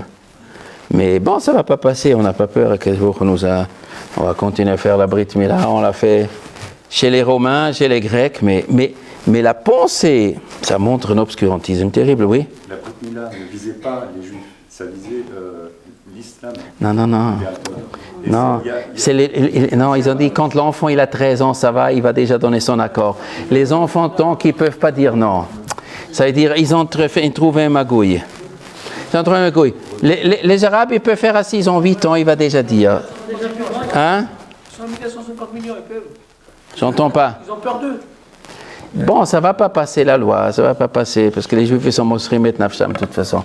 Les Juifs ils se mettent en danger pour faire la Brit Mila, et chaque mitzvah qu'on se met en danger de mort, Akadosh Baruch Hu, il nous aide. Bon, mais je ne parle pas, il n'y a pas de ça fait que les Juifs ont continué à faire Brit Mila, mais l'idée dans la tête, elle fait peur. Mais bon, mais ce n'est pas seulement, le cours, ce n'est pas pour aujourd'hui, c'est pour globalement. Bon, Shavua Tov.